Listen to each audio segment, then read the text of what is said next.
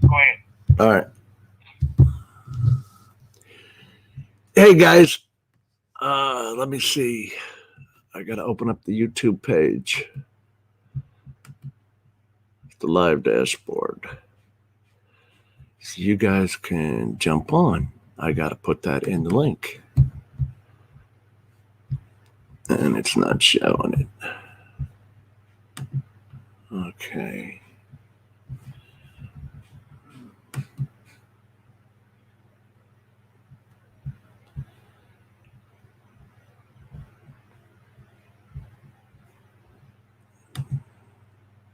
Why do you have to go with videos on your own channel?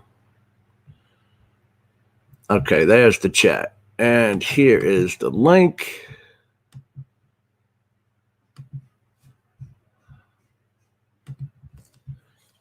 All right.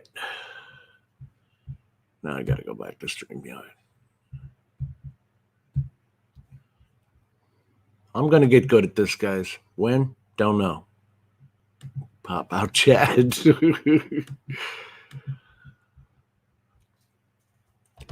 Hey, Brent, Ron, how come you're not in the thing? I sent you the email. Well, anyway, who cares? It's in the chat. Pop it in this chat, too. And you can jump on. All right, pull up that chat. There we go. All right, so Ron made a LumaFusion. Hey, Al, I couldn't find your email. And Mark, I think I did send you an email. Okay, let's get the guys like this. Can everybody hear? Hey, Adrian. What's going on, Bill? Hey. How you doing, Chief? Okay, Man, I hear you. Audio working? Everything working? Yep. How you doing, Bill? Hey. How you doing, Chief? Okay, Man, I hear you. We're reverbing through Everything working? Adrian, I guess. How you doing, Bill? Somebody is. Somebody needs to mute their YouTube. Ron, pay attention. What are you doing? His brother was the one that was doing it. He's screwing up already. Hey, Ron, if people screw up, you need to get out. Out. OGP. Hey, Mark, Jody, Mitch. What's going on? Brent, Rick Halber. Brent, George Scott. Tater. You got quite a group in there, Jim. Yeah. Hey. It's not Great just bunch of guys. So Ron made up a mask in LumaFusion, and I'm going to show one in PowerDirector, but I got to tell you, the way he does it in LumaFusion is so much quicker than what I have to do in LumaFusion. PowerDirector. Yeah, thanks. There's Big Al. We do you, man. Hey, Al Diaz. What's up, buddy? Hey, Al. Adrian, quit making so much noise. I'm not. I think that's me. Ron, you want to jump in and show your clip? Yeah, I don't know if you want to wait a couple minutes and see how many more people we got in. How many you got in so far? Man, it's filling up already. Woo. You know that the other night when I watched the analytics, when you're about a half hour in is when I guess people get the notification and all that. Sometimes they don't get it right away. Yeah. Yeah, it takes a bit for your notification to pop up, Jim. I don't know if you guys can hear me. How you guys doing? Can hear you fine now. I mean, even Jim, when I'm co-hosting for Lloyd, I'm in the show before the notification ever pops up that he went live. I know, and I get it late too. Yeah. I know he's coming on at 8, and then I still don't get it. That's why I was telling you the other night. I said, hey, I just got notified he's on Skype. How late was that? If you guys couldn't even tell you. Well, it was near the end of the show when we were calling guys on Skype. So 7:45 our time, so 8:45 your time. God, I hope it's a Corona. What's Mark doing now? Paulie, drone bum. I still didn't get notified. See? Yeah, that's all right. It's YouTube. Drumbo, Rick Halbert. Okay. Speaking of Lloyd, he helped me solve my problem with using my vMix to come into StreamYards with. How did you? Couldn't get. I see it. Couldn't get the browser, the StreamYard in the browser to recognize the external input or external output rather from the vMix. And on a last ditch notice, Lloyd, because he was trying to help me set it up, I said, Lloyd, I think I got it set. And we went through all the settings and everything matched his and it still wouldn't work.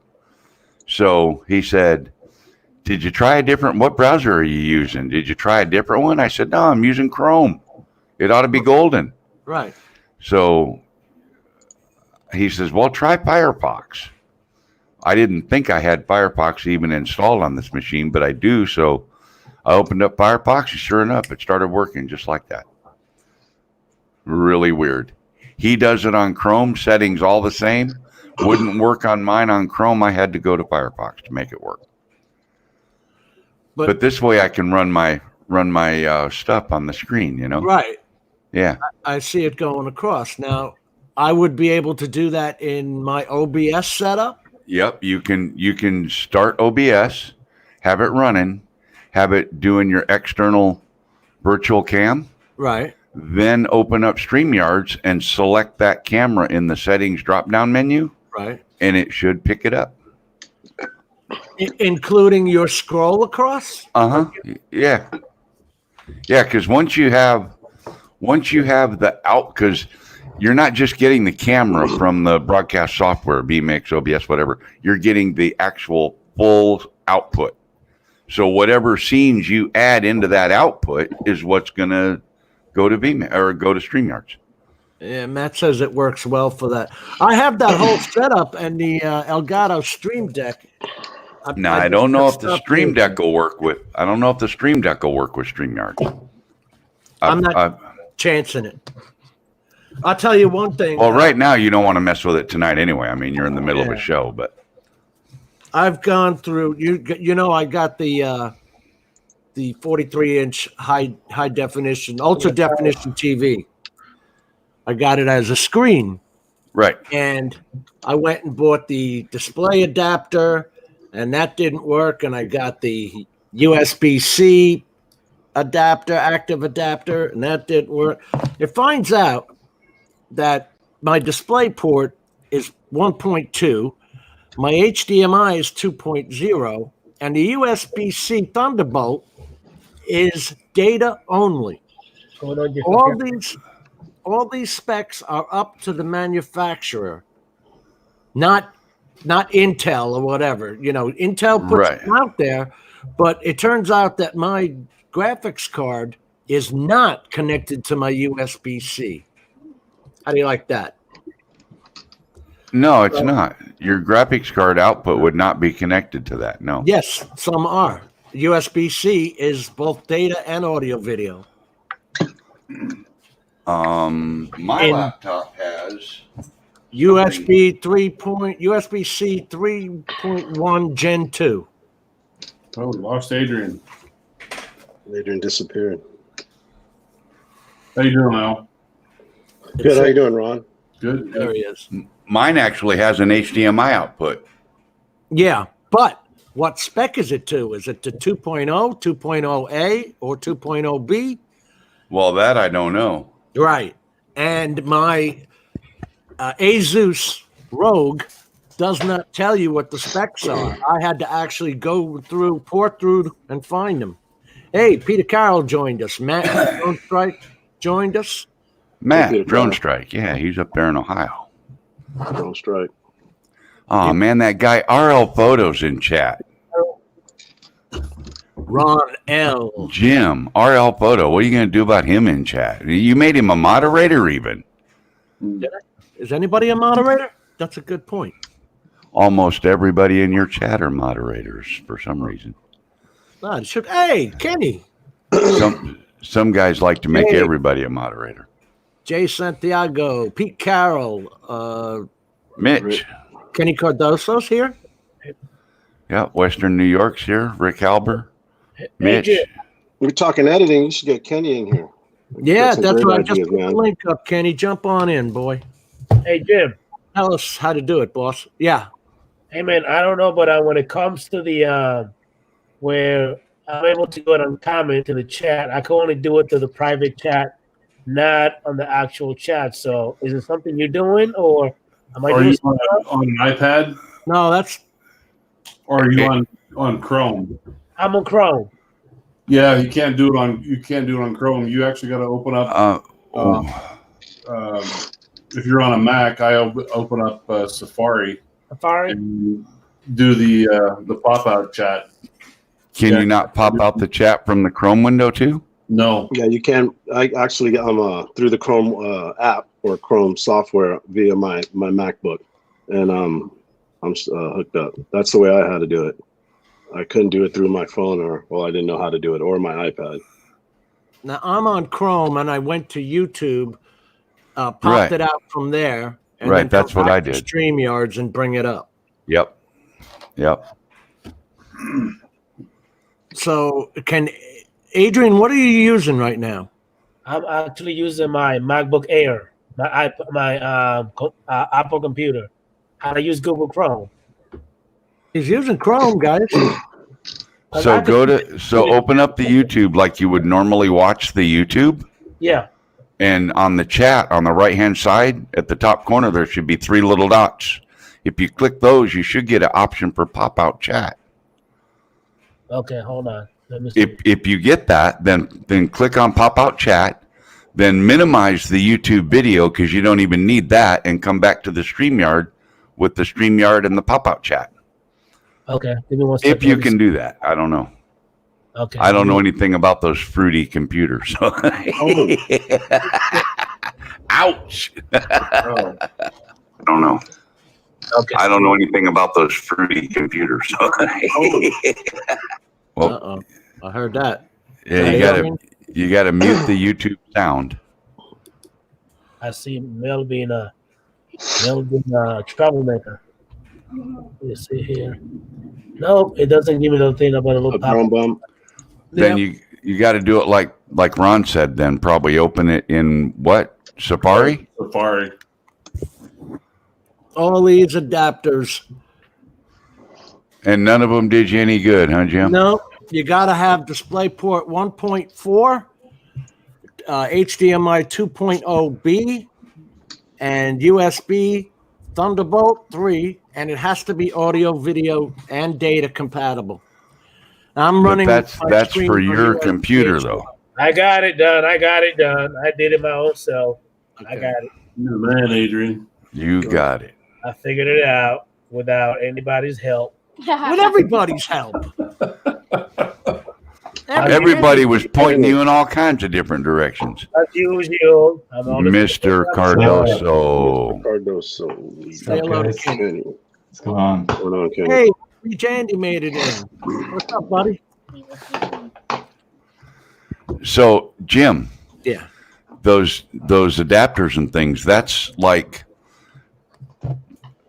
proprietary to your laptop with your video output problem, right? That's Every manufacturer can do what they want to do. right. The spec is there. Whether they give it to you or not is up to them. Yeah. And I had a devil of a time trying to find out. In fact, Ari helped me. Hey, Bob Casey made it in. Yep, Nathaniel he Lee. just now got here. Hello, Bob. Ari helped me in researching this computer because it's not on their website as to what the display port is. And it actually has expandable display port, which is a small e DP. But it's only 1.2, and you got to have 1.4 to get HDMI HDR. Because here's the thing. I was saying, look, if I'm making 4K 60 videos, I want to be able to edit them on an a 4K screen with HDR. Yeah. Yeah. And guess what? I can't. It's just the facts of life. And so the next computer I buy, I'll be looking at the internal input outputs before I buy anything. See, and that's another reason why I don't go with laptops for doing this kind of work. My laptop has got vMix on it, and in a pinch, if I'm out in the field and want to do a live stream with that, I can. But all the heavy duty stuff is done with this tower sitting over here. Yeah, but it's up to the manufacturer. Guess what? Specs they put in. Yeah, I'm the one that built it, so I'm the one. Okay, so that, what HDMI output do you have? I have a 2.0, 2.0A, 2.0B. I don't know what exactly. You have to know, because if you don't have 2.0B, you won't get ultra high definition HDR10 and HDR10 plus. The only difference between HDR10 is it's static and HDR10 plus is dynamic, as is Dolby Vision. Okay. So all you guys are PC guys? Nobody's using iOS, Mac? I use Ron Mac. is. Yeah. I use Mac. Ron and Adrian and Kenny, yeah, the Fruit Loops have got the other guys outnumbered here. Hold on, wait a minute. Francisco, help me out. First of all, I love Fruit Loop, but I'm not.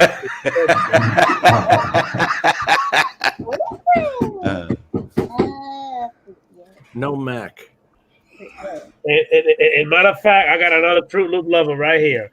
And you know what? I'm a Fruit Loop lover too. I just don't like Apple computers. You just bought a Mac, Carlos? Now, Macs are known for having those ports, right? Am I right, guys? So you usually have the latest? I have a laptop, MacBook. That's what I'm editing on. Yeah, And I think hook it up it depends on the video card that's in it, though. Yeah. Well, this one that I have is the 2019 MacBook Air, so it comes with everything. So, and it does all the updates, automatically, so I don't have to worry about it. They usually use AMD on those, don't they? On your Apples. Tell you right here what the specs are. Now go tech support and find out. Mine's an NVIDIA GeForce 1060. Well, you would know if you were doing editing on it. You would know what you had because you have to be able to. Mine's an older model, guys. Mine is has that Intel Iris Pro 1536 MB. I got an external drive. I'm doing everything in Final Cut Pro, and if the files are too big and I'm suffering when I'm editing, I wind up converting that file to a proxy. Yeah. And then doing it that way, and it seems to run seamless.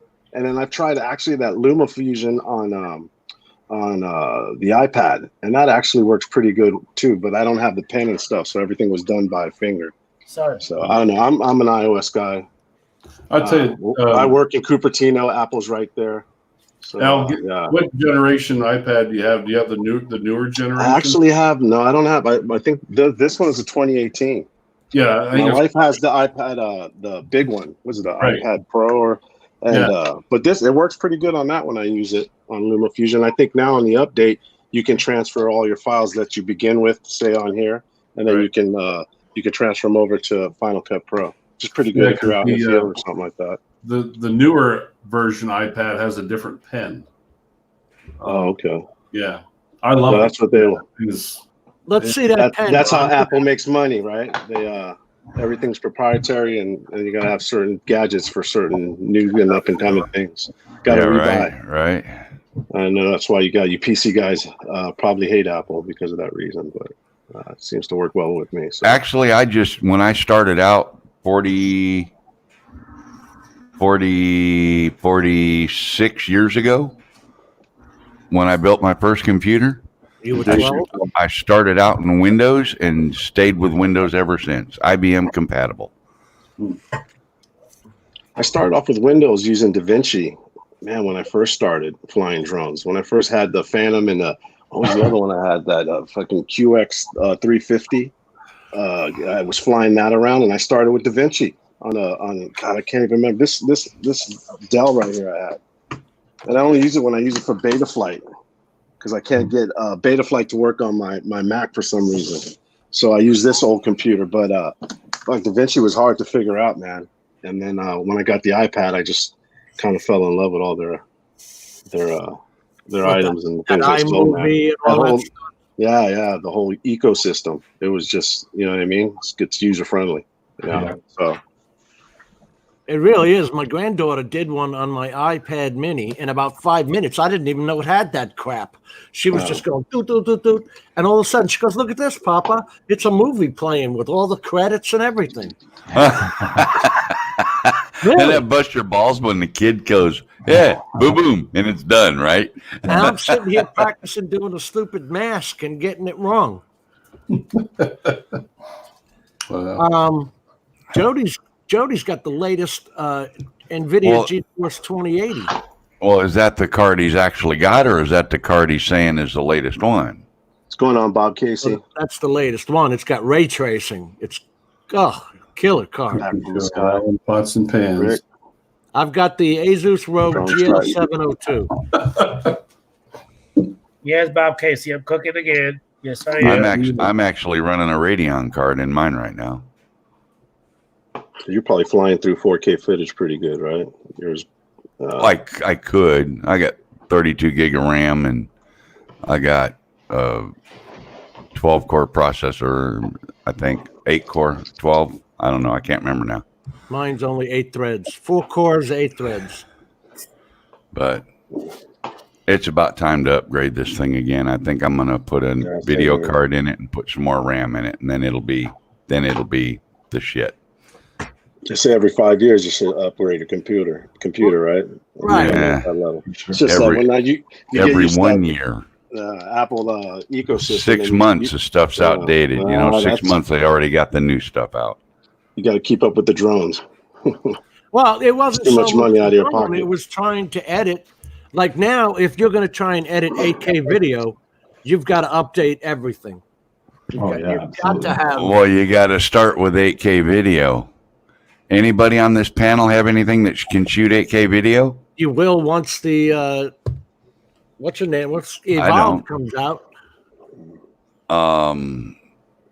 The next drone I'm probably looking at is going to be the Anapi with the Anapi with the thermal sensor in it, because it's got the 640 resolution thermal. No, that's the Autel Evo. That's the one I'm talking about. Yeah, that'll have 8K pictures and a FLIR boson boosted up to 640. Yeah. So Mel, are you waiting for that version to come out, or are you going to buy the 8K version and buy the camera separate? Nope. Just going to go straight with that one. Okay. I don't have a need for 8K video. Wow. Yeah. Not one day we'll all have 8K TVs. Why not? Well, not only that, but one day we'll all have 8K video drones too, probably. But here's the thing.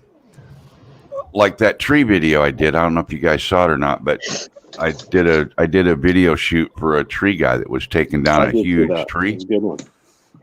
I put the Mavic 2 in tripod mode and put it, 2 feet from the boom on his boom truck and filming right straight down the boom at him, So I can, and in 4K, I can punch that in as close as I need it to be. I don't need that.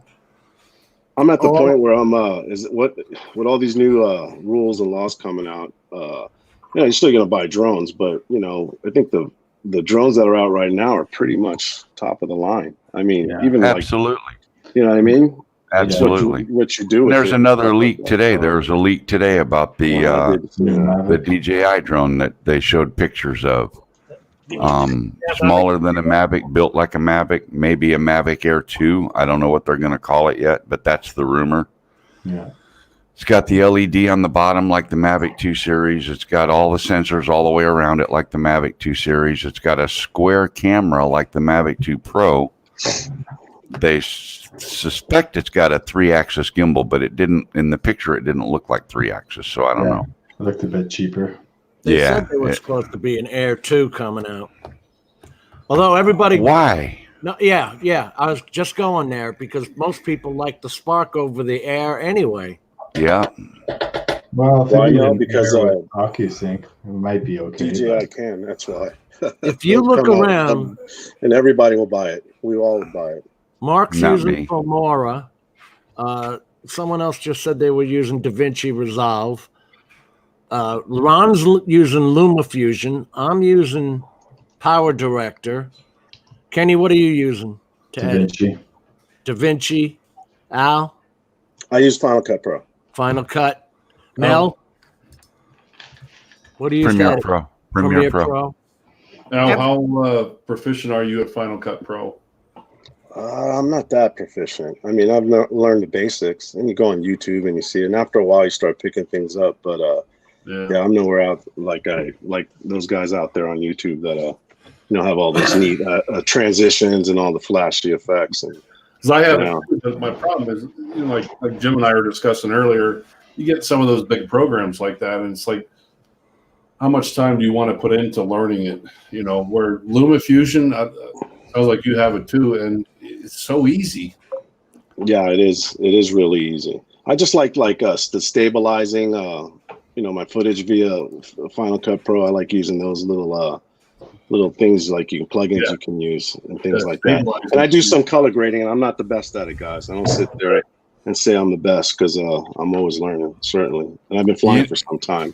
So Some of the my biggest thing that I do in color grading right now. What's that? I drop the white balance just a little bit, take some of the wash out of it, and the colors look great to me. I don't know.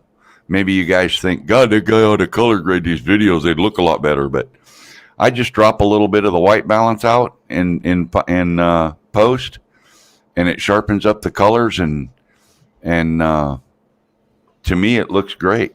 So that's all I do with it.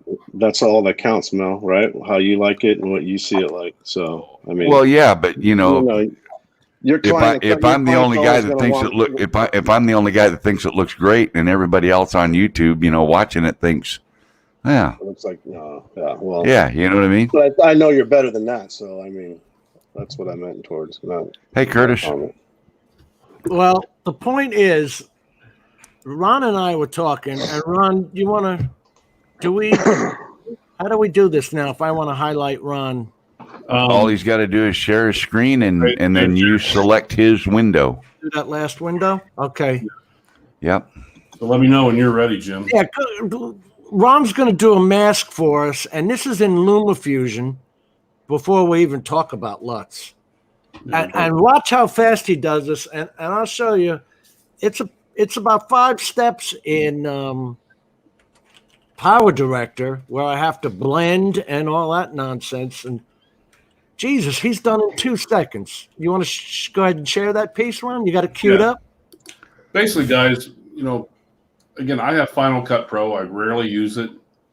I should use it more. And Jim, like I had said to you, I'm hoping you can get somebody on here who's really proficient. I would let them take the whole show.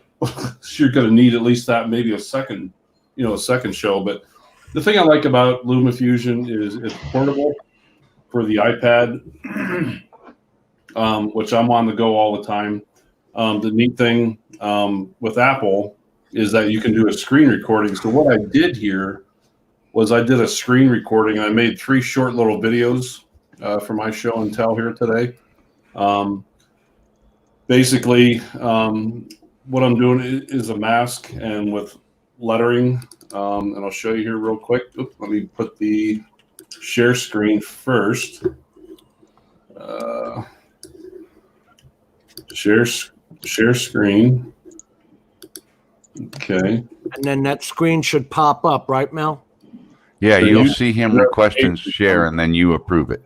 Okay. There you go. We got you, Ron. All right. You can minimize that one, Ron, and make the other one take over. Okay. All right. Okay. Can everybody see this? Yep. Okay. So basically what I did, I went in, and what I'm doing here, excuse me, is opening up LumaFusion. And again, Al, you'll be familiar with this. And you start a project. I'm just going to give it a quick name. I'm just using one of my videos from Hawaii. You set a frame rate, and I just decided to go with 60. Set your aspect ratio. And then I pulled in a video. And if you'll notice, the nice thing you can do, and I'm stopping this, you can, as soon as you bring in a video into your I guess you call it your workstation or whatever, you can actually trim the video. If you'll notice these yellow trim Yellow brackets, yeah. brackets, you can set that up to where you want the video to, in other words, if it's a minute long and you only want it to be 10 seconds, drag it down into your timeline. And then I'm just playing around here for a second. And again, this is the neat thing about Apple is you can actually do a screen recording of what you're actually working on your screen. So I set up the initial. Ron, I'm sorry to interrupt you. Are you touching the screen with your finger or using a pen? I'm using a pen. Okay. Yeah. Good question, Al. Yeah. Yeah. See, I wouldn't have even known. I'll be honest with you. I've tried a couple of edits with doing with my finger, and it's a pain in the ass. So that's why I can see them running seamlessly across the screen. So that's why I asked. Yeah. Please, if anybody has a question, please just jump out and ask it. I'll tell you what, but it's $100. But I'll tell you what, that's why I can't justify, because I keep on thinking a pen, $100. I don't know, you know what I mean? Doing the finger stuff, it takes a little bit longer. You seem to be doing it fast. Yeah, it's fast. And the thing of it is, and you'll notice in the next video I make where I'm into a drawing. And again, guys, this whole thing that I'm doing is just a little trick with LumaFusion. Basically, you're just going to use a what's the word I want to look for? A design like this for something like you would use like in the B-roll or something at the beginning of your introduction, video on your YouTube channel. But continuing on here, so again, I'm just setting up my clip on how I want to do it. Now I'm going to go up to and select the text, bring the text down into the timeline. Okay.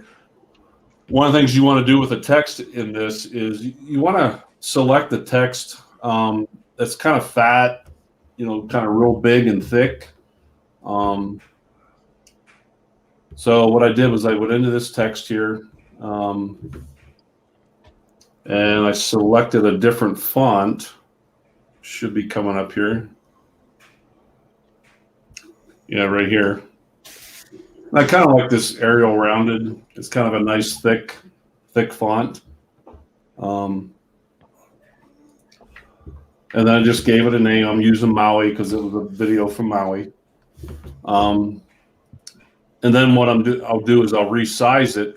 What I did with this one here is I only resized it to about 3/4 of the way. I did that for a reason, and I'll show you that in about another minute. And I did something just kind of fancy, but normally what a lot of people would want to do is try to resize it to almost the exact size of your entire frame. But I chose to just go about 1/2 to 3/4 of the way. And what I did was a zoom effect. And I'll show you how real easy it's done in LumaFusion. Guys, and this is 4K footage, and he's scrubbing through it pretty fast. If I did that on my MacBook, it'd have to be a proxy, and running through it would take a bit. It wouldn't even be so seamless. So, See, that's amazing right there. That's the neat thing I like about, and again, this is on the iPad. So anyhow, I centered it, set it up to where I wanted it. And then what you want to do is change the face, what they call the face color, and you want to change it to green. And again, this is where this whole green screen thing comes into play. So I changed it to the green. Okay. And then next, I wanted to add, you're going to add what they call a shape. So you're going to take and add a shape and completely cover the entire screen of your video. Oops, I accidentally grabbed the thing by accident. You gotta eat. Don't do it again. Wake up. Get up. Let me get up. Now, with that, guys, what I did was I chose black.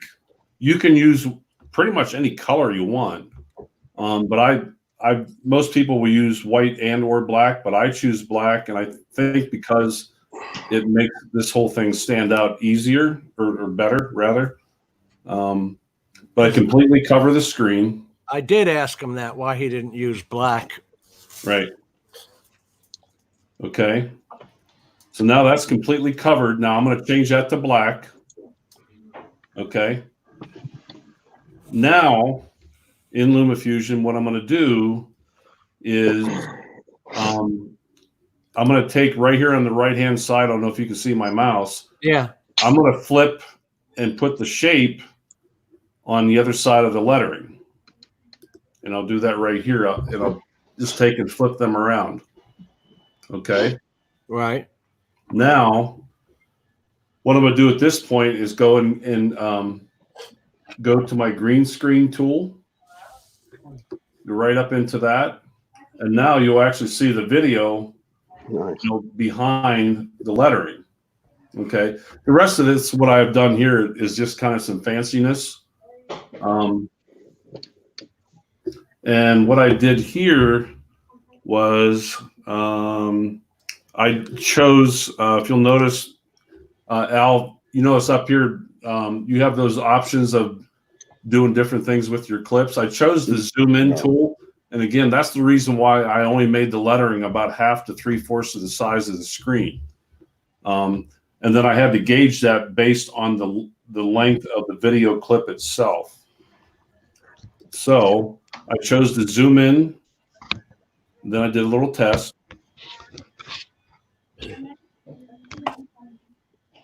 And again, I think it's just kind of a cool effect of something you want to do for like a B-roll or an introduction video to your YouTube channel. Yeah. It's a nice opening for a video too. I like It's a very nice opening. And the fact that it seamlessly runs through it. Now I'm going to be honest. I have not used it as much as I should. And what tablet do you have again? The same as one. I just have matter of fact, mine's a second generation, or it's the not the newest generation, the previous of the iPad Pro. Okay. And then what I did here, Al, is again, just to add, just because it's just personal taste. All it is I chose to do a little outline on the lettering itself. So I chose white, and then you can choose the thickness of the white. So what I did was I narrowed that down a little bit, and I kind of think it made it stand out a little bit more. So again, I did a test. Now, Rod, is this an app? No, this is right in LumaFusion. This is LumaFusion. I understand, but you're using an iPad. Is this an app? LumaFusion's an app, yeah. It's an app. You gotta pay for it. Yeah, it's 19. That's the thing, guys. One thing I forgot to Worth mention. the $20. When you're looking at, Final Cut Pro, $300, and God knows what DaVinci Resolve and Adobe Premiere are. This is $19. Is that a one-time fee or a monthly fee? $19. Is it a subscription, or you just buy it once? It's a one-time. Buy it one time. Yeah, And all the upgrades are free. Yeah, if they would have had this out years ago, I would have gotten it instead of buying. That's what I did, Al. I bought Adobe Premiere Pro for $1,000 and don't use it. Yeah. Don't use it. What I did here was just to add some fanciness, I decided to put some transitions in the beginning and the end of the lettering itself, just to kind of make it transition and smooth in a little smoother. Cross dissolve. Yeah. Cross dissolve, and that's one of my favorite transitions. That's the one I use most. Nice. Yeah. So, and then I just to show you here, last demonstration of it. Nice dissolve out. Yes. Yeah. So, anyhow, that's the end of that one. And then there's one other thing I want to show you guys. Do you use is there any stabilizer plugin for that, like to stabilize your footage? To my knowledge, no, but I could be wrong. I could be wrong on that. I'm not sure, Al. Yeah. Another thing. Go ahead. Quick question. Yes. When it transitions into just the lettering, right, it had a black background. Correct. Can you transition something into that background behind it, like an image or something that transitions out when it goes back to the other? Oh yeah, the other end? The possibilities. Your imagination is endless. Yeah, you could just do countless different things. But again, this is just one example I wanted to show. And then if you ever want to, and I've seen some people want to do where they like to put their own lettering or writing onto a video. Oh yeah, show that. Yeah. And if you have a video where you want to do a demonstration, you could draw arrows or do lettering, whatever. Pretty much any drawing program will work. I have one here. It's called Affinity Photo. And I use that. And I'll just show you what I did real quick on this. I opened up Affinity Photo. I made a background real quick. Now you can do this in PowerDirector by making a mask. Yeah. I turned the background into green. Again, the whole thing with that green screen. I filled the background full of green. And then I use, like you said, you can use a pen tool or a paintbrush tool or whatever. I decided to just go with red, just for an example, is all I'm doing here, guys. But I used the paintbrush tool then, and I chose red to kind of have it stand out. And I just wrote the word Maui.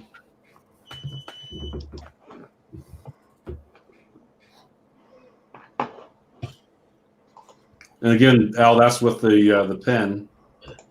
Yeah, you made me a believer of the pen. I was very skeptical of getting it, but I think So then I saved that as a video. Okay, guys. That's the key. Save video. All right. Then I took that video, went back into LumaFusion, and here's the final video here. I went back into LumaFusion, got a new video clip. And you drop it on top of the existing one? Use that whole same concept of using a green screen. I lengthened out my video here. This is when I was scuba diving in Maui back in December.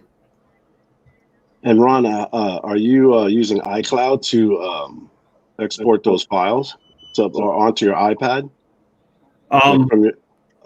Or using the adapter? I have like this. I have a wireless hard drive, and I have wireless hard drive. Yeah.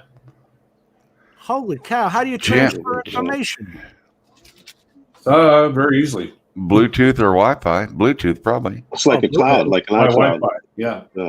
Jesus Christ, that would take forever with a 4K video. It's not bad. You'd be surprised, Jim. I guess I would be. You don't use this adapter, Ron? Like this? You take the micro SD card out, put it in. Yeah, you can use one of those too. Yeah. It uploads right. Damn, this thing's hard to confuse. Right. Yeah, man. Al, all backwards. I have one of those too. Okay, there you go. Yeah. For the SSD drive. Anyhow, what I did was, again, brought up a new video.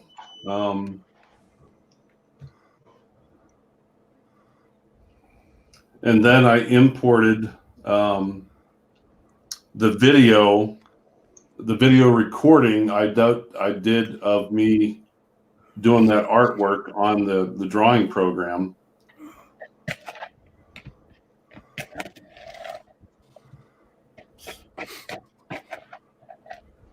I want to make sure I got the right one here.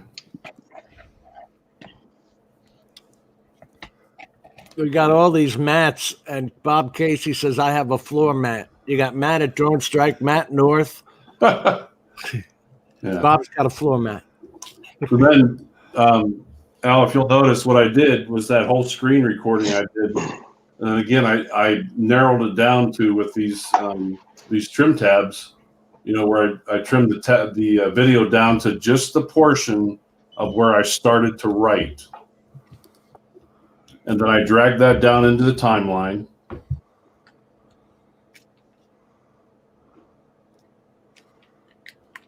All right.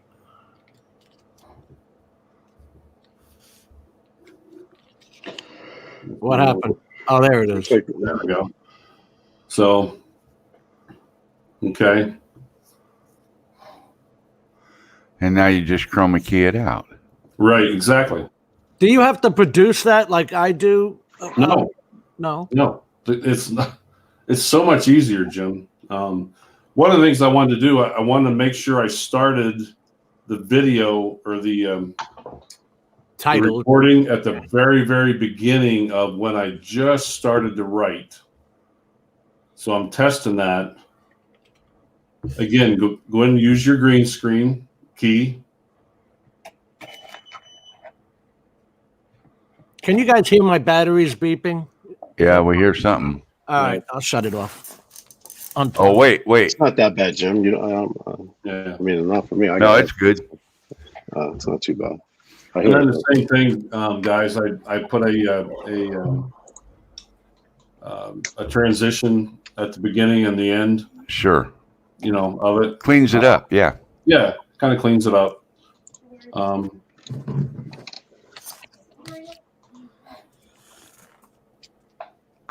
Yeah. So you chroma key out the background, and when you play the clip at all. No. Yep. I did that the same written out on the screen with my intro video. Using LumaFusion the first time I ever used it. I came up with the intro video for my channel. It's awesome, guys. I just wish I kind of I just focused in on it more. And then I lengthened the video clip itself to be the same length. Right. And again, I'm just doing this real quick for example purposes, but not being real precise. But yeah, again, but it's so fast compared to what I have to do. Yeah, that's how it goes, And again, it's just something fancy if you want to do that for the beginning of a video or something like that. But that's pretty much it, guys. That's pretty cool. Let me stop sharing, Jim. And for that, Ron, you get. Let me be the first one. Great job. Full hand clap for me. Great job. Attaboy. Do you want to let me see if I can share this. Hey, Ron, there is an app to stabilize your footage. It's called Emulsio, EMULSIO. And it's a separate app. It's not actually on the LumaFusion. Let me show you right here. I'll have it right here. Yeah.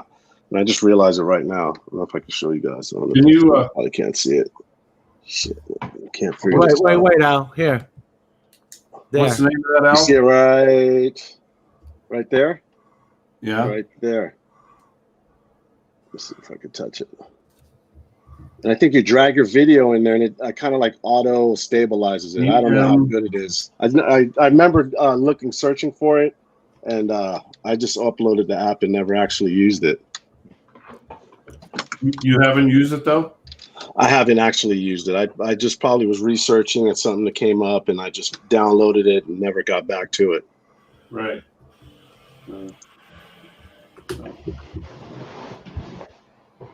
Well, yeah, guys, that's all I have. Jim, did you want me to pop out and let somebody else in? If somebody else wanting to come in? I don't see anybody else. Yeah, definitely. Let me know as well. Great job, Ron, man. That was awesome. Okay, who's editing now? Is this Jim or? This is mine, and this is one I had done before. Let me shut that audio off.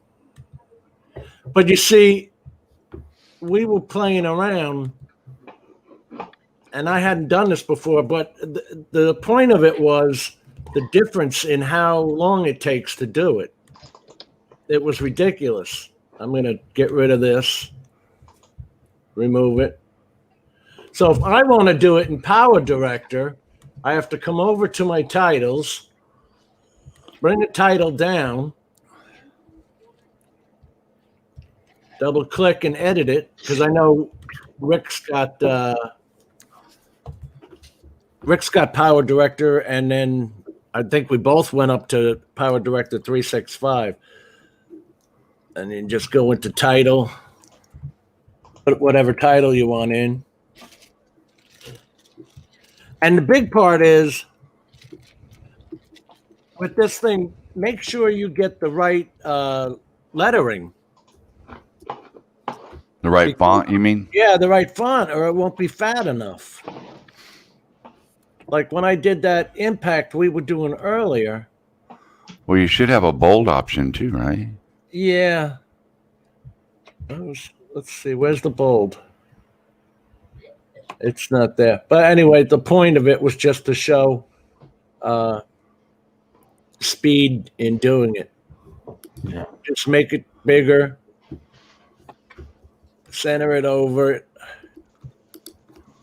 and then come here, hit align vertical, come back, center it horizontally, and then what did we say, Ron? You have to come down to objects. Yeah, there you go. Because you want it to zoom in bigger so the video comes out, right? So you go to where you want. Add a keyframe. Where is that? Oh, now you get that pump. Great. Yeah, there's the add the keyframe. Then you come over to where you want this thing to end, and then put the scale there, and then make it come out big so it zooms in like that. So when it hits that point, it's supposed to go to the scale keyframe. Now, I'm sure I did it wrong. Let's see, stop and play. Yeah, see, I did it wrong. So get rid of the keyframes. To change your scale, you have to pick a frame to start the scale at and set a keyframe there, and then go further down your timeline, set another keyframe, readjust your scale, and then between those two keyframes, it'll change scale. Yeah. All right, so we're starting this thing at... So make it really small again. There, right there. That's good. Make it smaller, just for... Right there. We'll leave it at that. And then you got to make a keyframe. Yep, set a keyframe there. Now move your time marker down in the timeline to where you... Right there. That's good. Now Okay. set a keyframe. A scale keyframe. Now And then- adjust your scale. Changing the scale. There you go. I think that's what the pain in the ass is the keyframing. And but Constantly and dealing with that. That's the same thing in Final Cut Pro. If you wanted to do something like that with no, the way he did it, he said it should have made its own keyframe. Yeah. It didn't, Ron. Well, you made it. You should Mel said, down to the end of your video and then size it to the biggest size that you want it to be. Then add the keyframe there. Now I'm using a trackpad. I don't have a mouse. Oh, So I'm sitting there moving the stamp. Okay, so we've got our original position as the start. And that's got the keyframe there should be at 1.75. Right? That's good right there. What do we care? But that's what it should be right there. So we make that keyframe and we want it to stay there until we go up to this second one, right? And then we're telling it from here, go up to 10 to the end, right?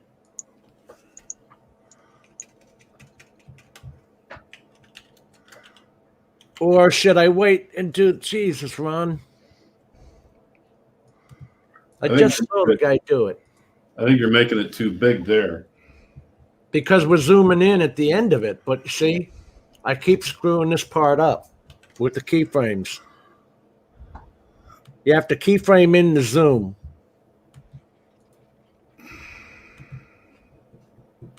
Mel? Yes, you have to keyframe. You have to keyframe all of it for what you want. Yeah. My starting keyframe is 1.75. All right, Kate, put Right that keyframe in. Now scroll to the end of your video. Okay. Well, And Right. then That's how enlarge. you were doing in Final Cut Pro. You scroll to the end and then you make this. You scale up. Exactly. well, not to the end of your video, to the end of Well, the the end of the clip. Right. the end of that audio. Or, That's yeah. what I'm doing. Now at this point, enlarge. No, that's too big. no, I wanted to zoom out like that. Again, what we're seeing, it looks like it's totally blown up. It is. But what you need to do is have your video run longer than that zoom so that it blows up and goes away and your video keeps playing. Yeah. Right? Yes, it does that. Let's see what happens at these keyframes. Okay, so it did that. Now, what was the other thing? You want to set the duration. Come over here. Hit your duration. This thing is 10 seconds. Well, let's say 5. All right, we got it at 5 seconds. Now, this is what you have to go through. And then you want to have this fade at the end. Where's that? Transitions right there. So you put the fade in there at the end, but you only want the fade. Yeah, this should be a 5-second clip. Yeah. And you want the fade duration to be, instead of 2 seconds, 0, 0, make it 0, 6, whatever. A 6-second fade out at the end. But now they tell you you have to sit here and produce this.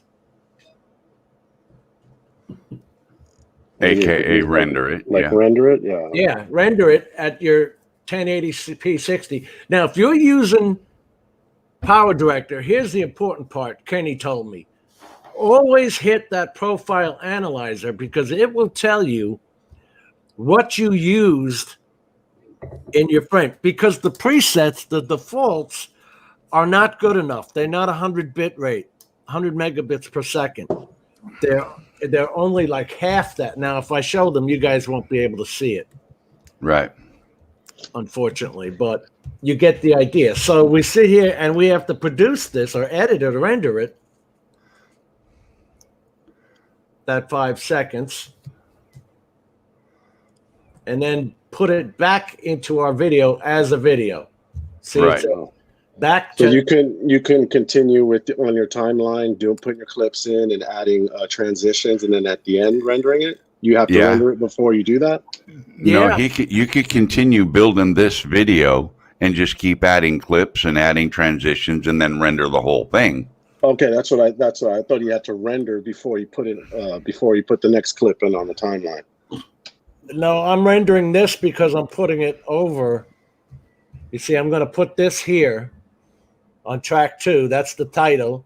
Then I'm going to click that, right click on it, go to set clip attributes, set blending mode, and then come over here and hit multiply and hit OK. Now you see it? Yeah. And And we'll hit play. and that's how it's coming in. Oh, okay. But Hey, Al, that's a lot more steps. yeah. Yeah. Al, have you played much with that the new blending modes that they added in LumaFusion? Because I think we can kind of do the same thing without all those steps that I went through with that blending mode. Rana, I'm gonna be honest with you. I've only used it like maybe a few times because I'm so used to using Final Cut Pro that I just use Final Cut Pro. But after seeing your presentation and how you used it seamlessly with the pen, it's I might be changing my whole the way I do things. Because usually when you edit things and rendering and the whole process takes at least a while for me on my computer. So I think the key here and the key with Ron's is how fat you make those letters. Yeah. Is how much video you're going to get coming through. Now, the reason why I did the zoom in at the end was because you see more of the video. Right. Every single word. All right? Thank you. And one of the things too, Jim, that I learned, if you have a word that's real long, like more than maybe 3 or 4 letters, you want to use a second line. And then one of the things I know I can do in LumaFusion, you do what you call adjust your line spacing. In other words, bring those 2 lines of lettering closer together.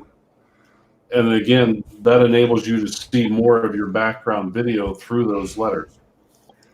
To answer Matt's question, when I blend it in and then I hit multiply, it's doing all that green screen and all that transparency for me.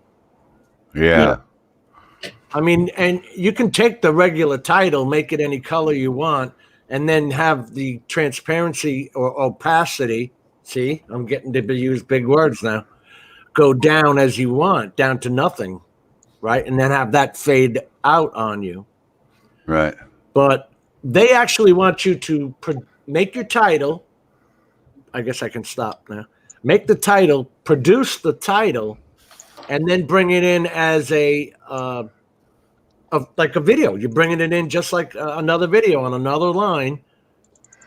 Now I got a question, and I know that I'm probably not doing it the right way, but I'd like to show you guys how I would do that same thing. Right.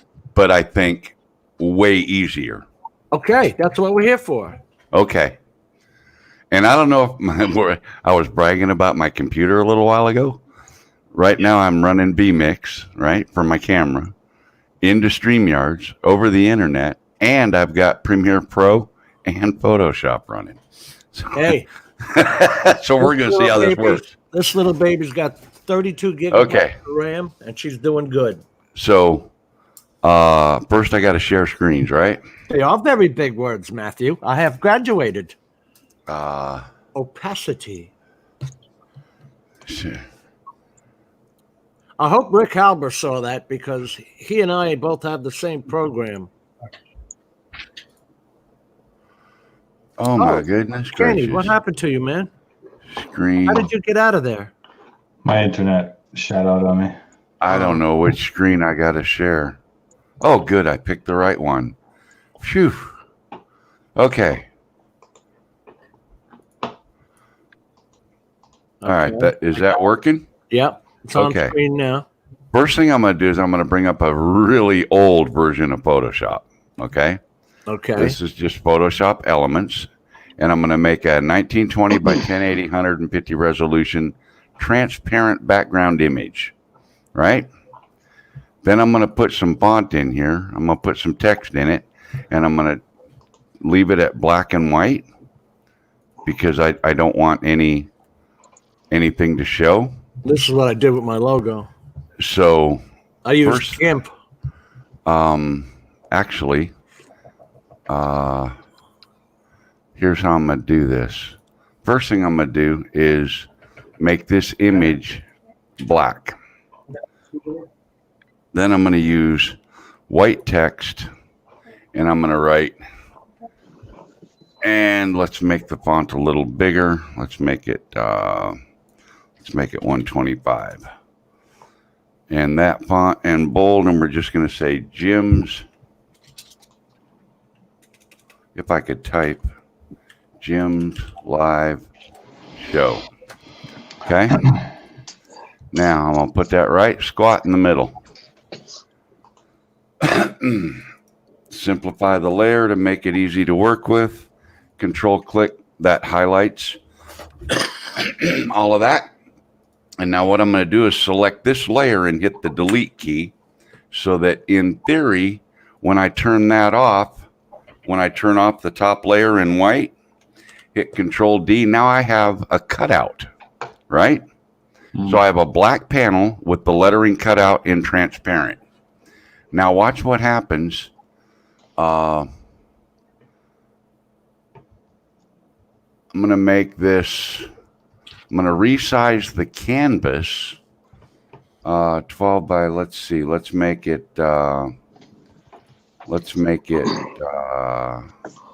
height, let's double it.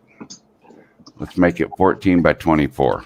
Just for so you added a black background? Uh-huh. You added? Okay. Well, first I made a black background, okay? Then I made the lettering in white and then I cut them out. Okay. Okay? So now what I'm going to do real quick, like, You got a question, Adrian? take my brush. Hey, Mel, can you stop for 1 second? Uh-huh. Hey, I just want to tell you guys, I got to go ahead and I got to go.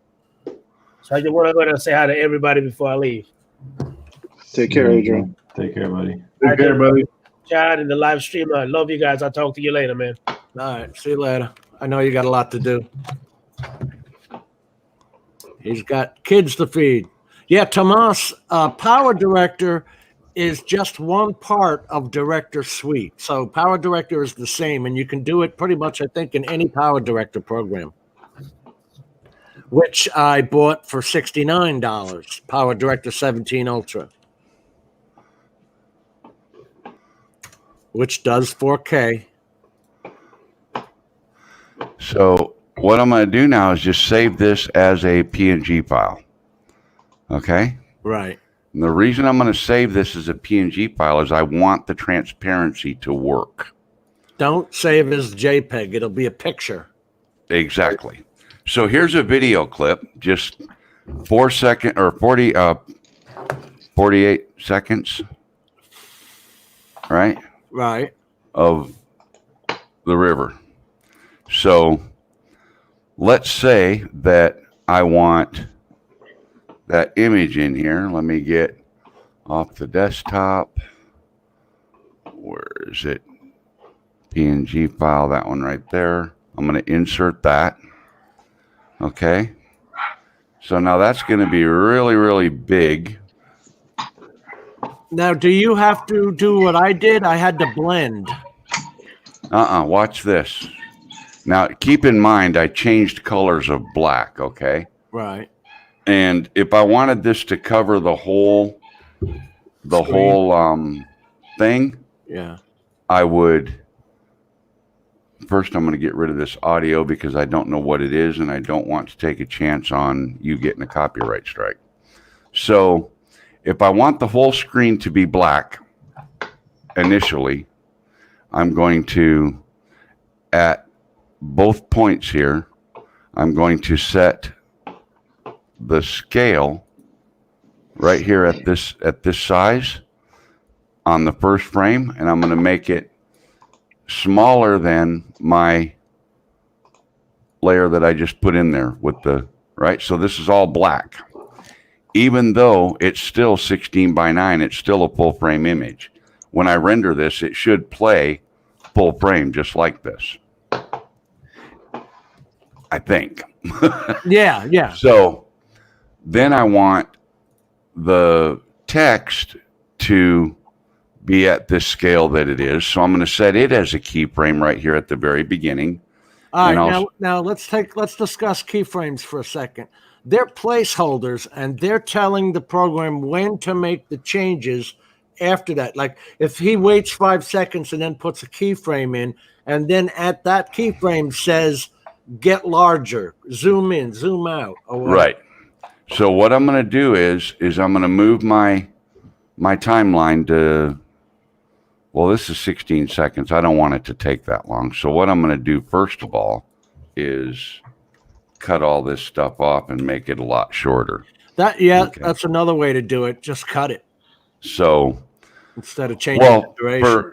For your thing here, I didn't want to make it so long. But see, if I click on either one of these and click on the little arrow next to the keyframe marker, right? It says go to the next one, right? It'll take me back to the previous one or to the next one forward. Okay. So we're still in the same position, right? So I'm going to take and put my. We're pretty much using masks, Bill. I'm going to go with just the text, right? We're making the text the mask. And I'm going to set another keyframe right there, but I'm going to make the text be about that big. And it looks like I got to move it down a little bit because I didn't map the color in very well. All I did was have mine zoom in. I just did mine so quickly, you know. So there's where that happens. Now let me go to that keyframe. I'm going to go one frame past that now, and I'm going to cut that out. Bill, you want to jump on? The way you used hit film the other night, you were blowing through that. Bill from Coast to Coast Drones is here, guys. That's who I'm talking to. And hey, Jim, when Mel is done, can I show you just how it's done in Final Cut Pro? It's actually pretty quick, but what I can't get is some of the stuff on it. Maybe Ron can help me out. Absolutely, brother. That's what we're here for. Let's help each other. So I'm going to go to the effects tab now, still on the JPEG image or the PNG image. Right. Video transitions, dissolve, cross dissolve. There's my favorite one, right? So I'm going to stretch that cross dissolve out a little bit so it takes a little bit longer to go away. Right? Now, I needed the video clip to be small enough to stay behind that while I'm hiding it. But I want the video clip to be full frame. Why? I didn't have to do that. Why couldn't it just be full frame the whole time?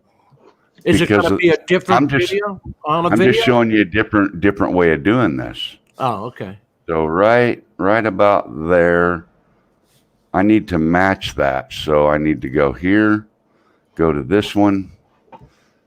And so now I have the video clip selected, and I'm going to make another keyframe there, and I'm going to set that back to 100%.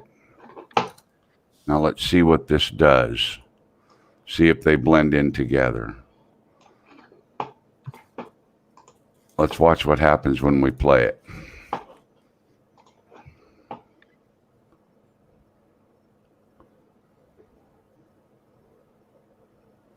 Now I need to actually move the keyframe for the video clip.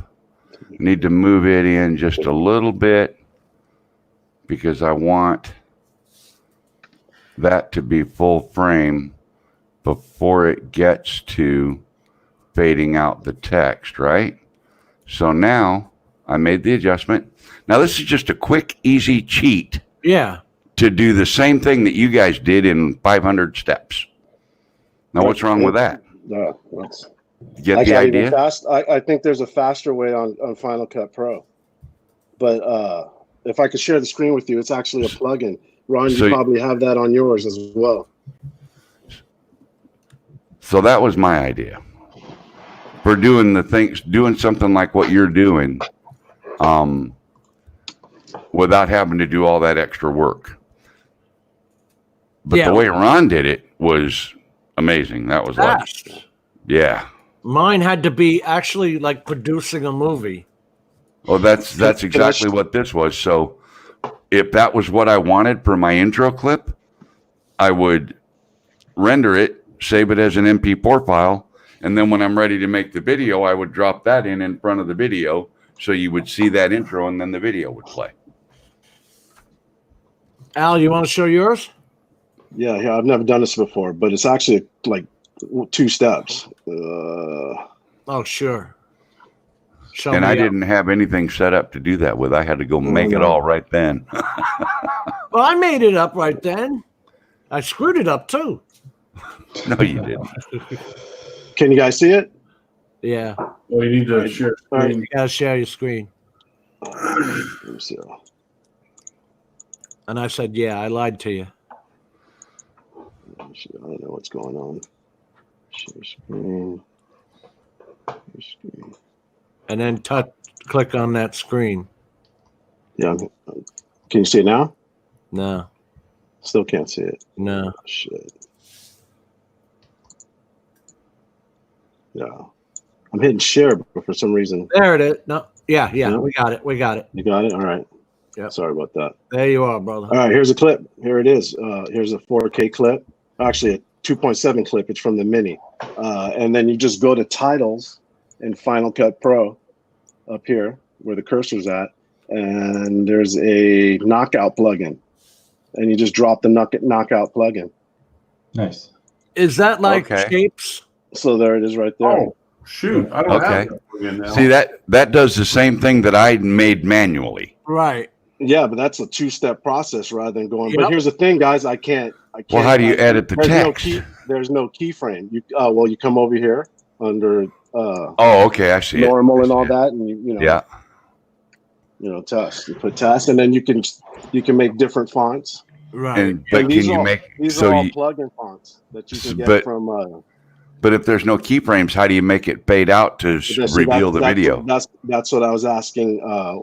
Here, let me scroll out the video a little bit more. Let me do what you did, Mel. Let me get a transition here. Could See you if I can adjust drop the a size of the transition. I font? don't know. I'll put a slide over. Actually, here, hold on one sec. We'll do cross dissolve. See what it does. I don't know if it's actually going to do it. Let's see. No, see, it didn't do it. Oh, let's see. And see, that? then you got to make it scale. Yeah, you got to have to scale it and all that other stuff. But here's the Okay, thing. well, Maybe see, Ron that's- can answer that. Here's the plugin, and then there's the title. But where you would keyframe it at, there's no actual keyframe. There's got to be a way to do that. Yeah, so that's what I was.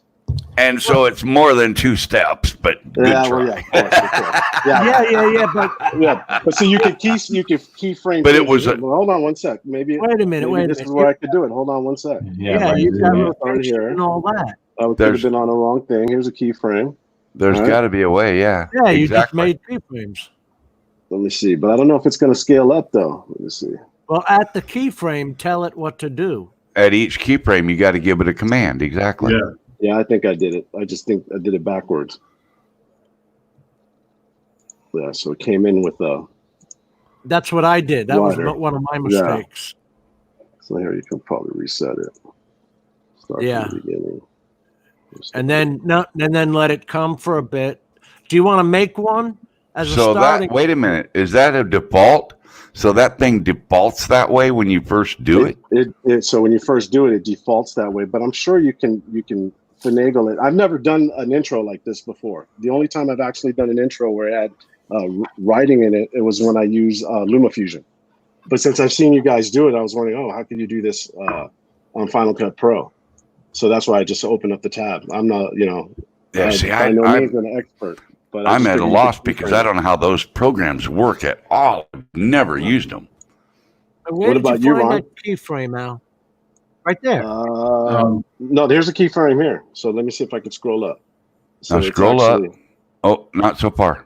Back up. Go about halfway through the title, and then add a keyframe. Add a keyframe, make it like 50% or Add a keyframe and then move your. No, Keep just- going, just keep going, keep lower going. it. there. Keep going. There. There we go. Right there. Let's see what that does. Back up your marker and play it. There you So go. it defaults to coming in, and then it makes it bigger. Right. But it's like you say, it's a default. You know what I mean? I don't know how to Yeah. get rid of that first.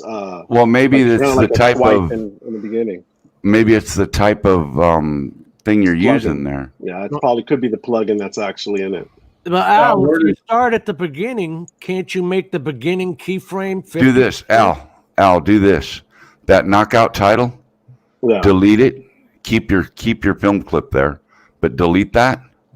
Just delete this. Yep. And now you got a fresh. Now you just got the clip, right? Yeah. Now drag that title in, that knockout. Yeah. Into the clip, you mean, or above it? To drag it onto the timeline and put it on the timeline. On Not top. You're making a new one, yeah. there. Now play it right from there. Let's see what it does from the beginning. But you got to put your marker at the front. Where it starts. Yeah.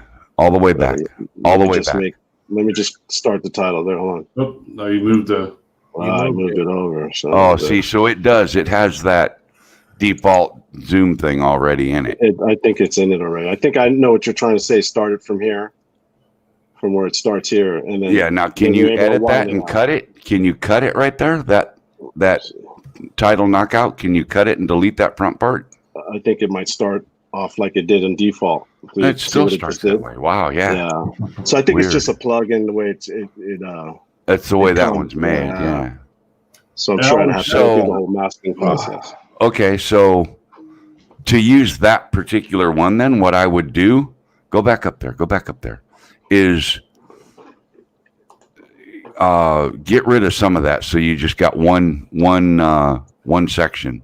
Can you do that? Why can't he make There. start of it all? Why can't he make an original keyframe and have it come in at 50% instead of the size it's coming in at? Well, I don't know if you can do that. Well, here's the Because thing. I think this is a default plugin. So Yeah, it's a it makes default that plugin. Swoop in from the start. yeah. We're wanting to do what So- you guys did, was start from right here. So right there, hit a pause, make a keyframe. And where's your opacity? Have you got opacity? Don't change nothing. You got Up opacity? there. Yeah, No, but it's not no. doing it. Yeah, Yeah, you're it's running got for the opacity. Stop. You want to make a keyframe on your opacity. Okay. So right Not here on, from not on the start. video clip. Don't be clicked on the there. Now on the opacity, set a keyframe. Mhm. Okay. Now move your time scroll 3/4 of the way across. About right here. Yeah. Make another keyframe and set your Opacity? opacity at 0. Yep. On So opacity. keyframe on the transformation. Nope. Opa- On okay. opacity. All right. Let me see. Keyframe opacity to 0. All right. You want me to play it? And then that should take away that thing, should make it fade out to nothing so your video shows. Yeah. There you go. You nailed it. No. So there's the transition. Here, I'll let Oh, run but through it so we leaves can the see what it screen does. black. It just makes the title Oh, go yeah. away. Well, because It's you not a don't smooth transition. have that title clip or title thing stretched the whole way across. The He clip. doesn't want it stretched all the way across the clip. He wants wants it- I know what you're saying, yeah. he wants you it want to- mask it for a To bit, but show stop the clip. and let this clip show afterwards. You can fade it out. That's Well, what the opacity should have done, but it faded Yeah, out the word not title. It left the black background there. Yeah, we'll start. See what I again. mean? Yeah. Ron, do you use Final Cut Pro? Yeah. I was going to ask you, is that knockout plugin? Is that It could be. included? That's the length of it. Let me cut it down right where it fades. Oh, we got Drone Bum and Chris Hope in. And Bill from Coast to Coast Drones. Yeah, it's not smooth. The transition is not as smooth as you did when you did yours and this guy did his. All right, I'm gonna stop sharing my screen. But if you had that as a template, you should. You be might able to could make it I'm work. sure if I Yeah. sat there and played with it and finagled it, that's the whole problem. It's just the time you put into that. You know. Well, you trying got to figure it to out. whatever it is that you're doing, you got to learn how to use it all. Yeah, That's, yeah. You know. Well, What that's about the point. you, Do that Kenny? title that way. Baby steps, baby. Kenny, what's your claim to fame? Besides sitting in the dark hiding. Yeah, hell- I'm just listening to you professionals over here. Oh, yeah, come yeah, on. yeah. Yeah, right. Videos you make. This guy gets 400 likes every time he does a video. Not quite. Okay, 392. Sorry, we missed it. He does some sweet videos, though. I'll tell you that much. We want to know the secret sauce. Bill wants to know, what type of keyframes were you using? Smooth, constant? What the hell are you talking about? A keyframe is a keyframe. You either do or don't It's use a marker. keyframe. Yeah. As far as I know. Anything too fancy with I keyframes, think- anyways. Is he breaking our chops? I don't know. It could be. Okay. Maybe what he uses has a soft keyframe that automatically fades it. The Smooth. transition smooth. I don't know. To the clip. He uses hit film. So much opacity we're lacking in transparency. I'll leave it to Bob. Good one, brother. Good one. I got to go fill my coffee cup again. Somebody drank my damn coffee. I know. It's 9:30 here already. What time should we end this, boys? We could do pieces each week. Let's see what Kenny got. Is Kenny throwing something up? What do you guys want to see? Do you do could masks and any shape designing?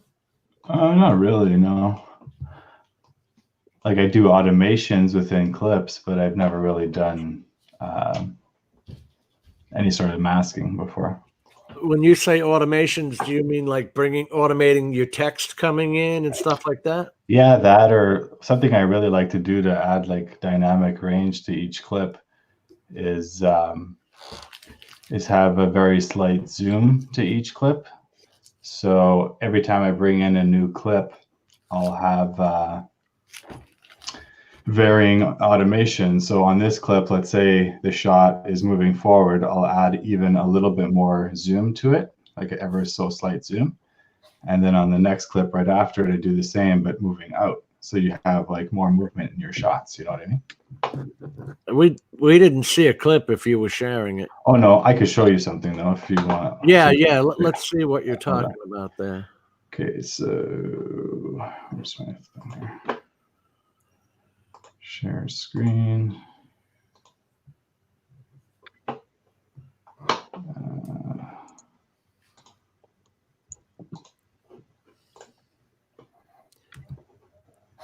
Okay. There we go. So this is just in DaVinci Resolve here.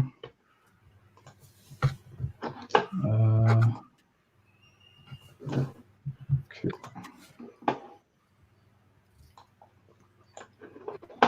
So yeah, like what I was saying, when I chop up all my clips here, I'm just gonna quickly chop this up a bit here. Yeah. So chop that there, chop that there. Somebody make a mistake, so I'm not the only one.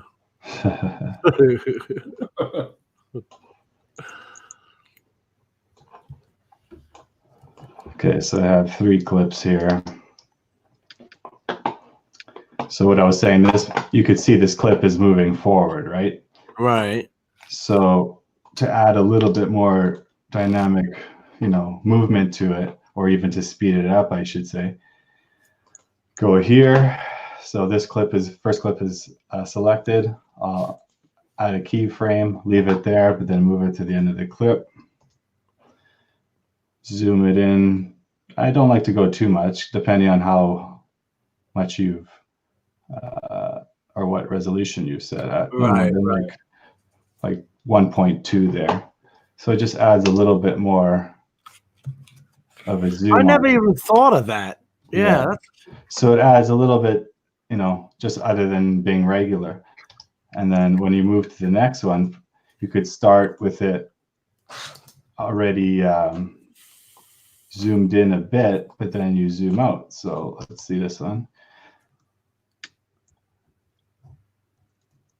So this is just normal, but if you it's kind of a boring shot though. Yeah, but we're showing the effect. We're not. Yeah, I just wanted something in shot so you could see the zoom a little bit better, but.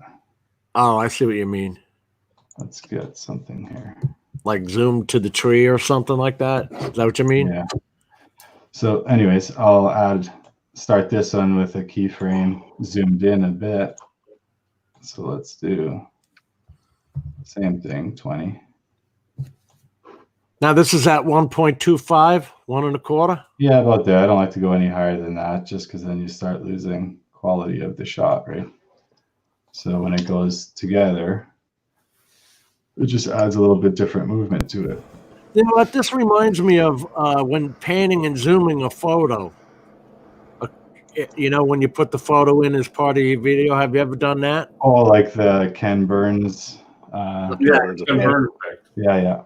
But when you do it with video, especially actually with drone footage, it actually adds a little bit. And almost, if you really pay attention to my videos, every one of my clips is like that. So if I have like 50, 60 clips, every one, sometimes it's very subtle. It's only like a few, you know. Kenny, I can't tell you how disgusted I am now that you told me that to hit that keyframe analyzer. I mean, that profile analyzer. Yeah. I go back and look at my other videos now, and you get mad because they're not the quality you wanted them to be. Yeah, that's all good. Just make better ones in the future, right? It's driving me nuts, man. I actually want to take them down and redo them. A remaster. Hey, Kenny, when you do those effects, sometimes it almost makes some people believe it's like, well, he's doing some nice flying with the drone when you're doing that type of effect. Well, yeah, it's almost like having like a Mavic zoom, right? So yeah, exactly, almost like a dolly zoom. Exactly. Look at Matt says in the chat. He says, I have used that effect like moving forward and zooming back effect, giving the dolly zoom. Yeah. And then as far as anything else, like I know some people were interested in like some of the grading I do, but it's nothing. Hey, Chris. It's like that's a whole nother program. What I was looking for it, Kenny. It's called PowerDirector for me. Yeah. DaVinci is pretty good for color grading. They have you could add different nodes here. So for like this one, that way if you screw anything up on this node, you could just delete it. Bill, Coast to Coast Drones, he loves his nodes. He plays with them in Blender. So you could add any one of these. Like I have a whole bunch of different LUTs in here, but you could add, you know, depending on what you're looking like, that changes the look entirely. But I always like to turn down the intensity to like 70% or something like that, so it's not as bad. It gives it more of a film look, you know, like that's just basic. It's more blues, and that gives it a little different. Yeah, wow. You can do a split screen on those or no in your program? Like a before and after, left, right? I could do just on and off type thing, but... No, I see it there, yeah. So it makes a bit of a difference. And then a bit of manual adjustments. I always like to bump things up a bit here. I don't like, they just put out this new pack called Light Leaks. You know, sometimes too much is too much. Yeah, like sometimes less is more. Yeah, exactly. It just depends what kind of look you're going for in your actual shot, right? You're not going to do this for every video, but for this, you know, for this shot, let's say it just looks a little different, you know. Do you make your own LUTs, Kenny? Like save? Yeah, I have a big pack. I'll put it in the chat right now, actually. He has shared this LUT pack with us before. Grab it while you can. It's pretty cool. Where's my chat here? Now I have a question about LUTs. Do they work with any program or just that one? Any program that will allow LUTs, yeah. Okay, so it'll work with work with Premiere. Yep. Yeah, it'll work with Premiere. Most Hello, Lloyd. Semi-professional, you know, stuff. It won't work with Final Cut too, Kenny. What's that? Would it work for Kenny? Final Cut? Oh yeah. Yeah. Final Cut and Avid and Adobe Premiere were the three that were used for movies to begin with. You didn't call it editing. You call it the Avid room. You're going to Avid when these movies started out. So the programs we have today are pretty much what they used 30 years ago in the movies. All the functionality and all that we have now. Now, if we just hit download, is it just download one or is it download all of those? It's a zip file. It Oh should- yeah, yeah, the LUT pack. Yep. Okay, it's all of them. Got it. Kenny, will they work in LumaFusion, do you think? I'm not, if LumaFusion allows LUTs, for sure, yeah. Yeah. Yeah, they It do. does allow lots. It should work, Ron. I would think it'd work. Yeah. Just remember they're made for more like of a flatter profile. So if you're using it on a normal profile, you just have to turn the intensity down quite a bit. Yeah, I was going to say I had to turn them down and also when I brought them into PowerDirector or Color Director, it likes to put a CL, PDC LUTs, it calls them. So it changes the extension name. Don't be afraid to change the extension name. It's still a LUT. Yeah. Okay. You know, I got to be honest about something. I'm glad Curtis Stark's not still here.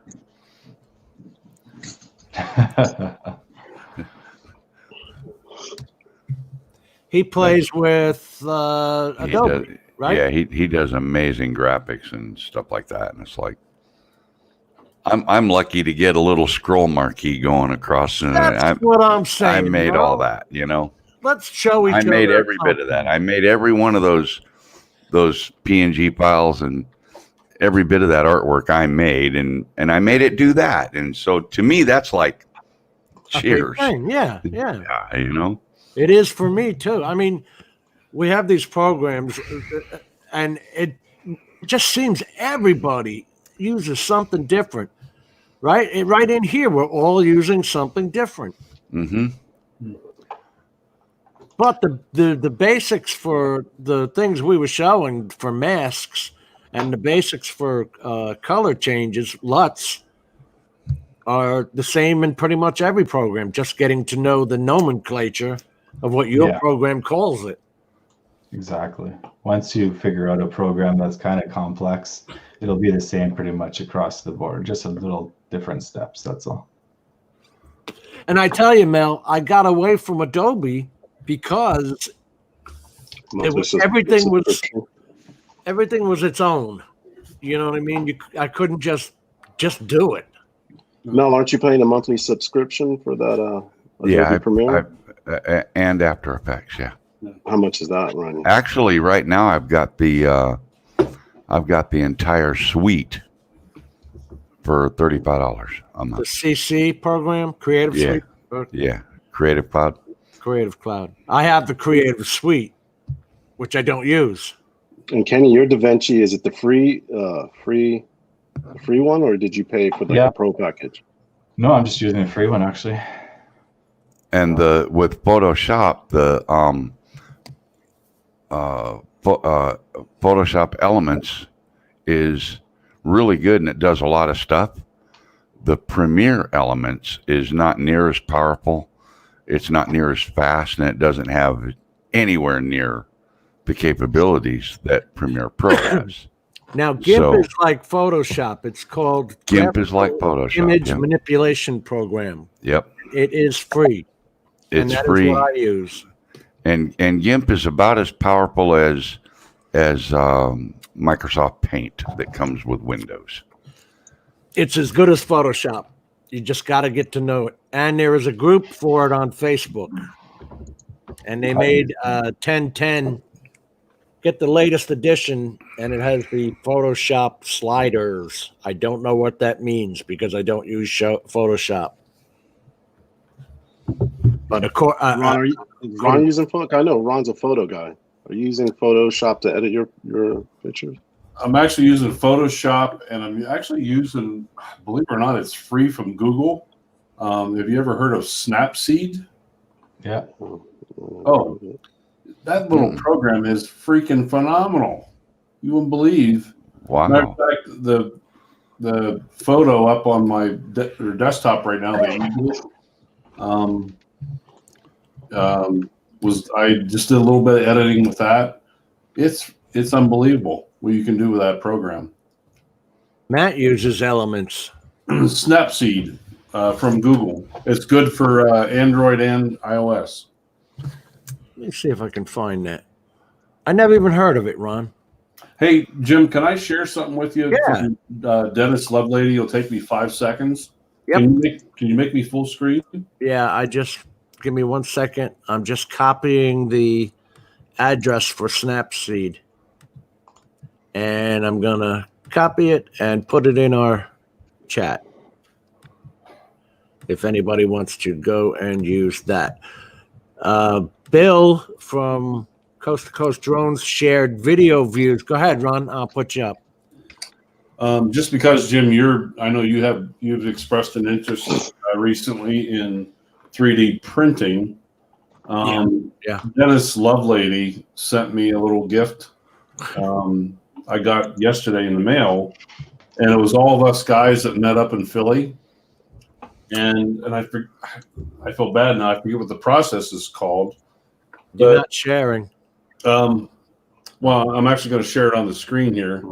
It's kind of hard to see this, but the imprinting. But then it lights up and it shows the photograph. Oh, that's cool. Yeah. Yeah. Where'd you get that at? Man. What does every bit of that is 3D printed. Yeah, I was going to say, what is that front lens? It is. Cool.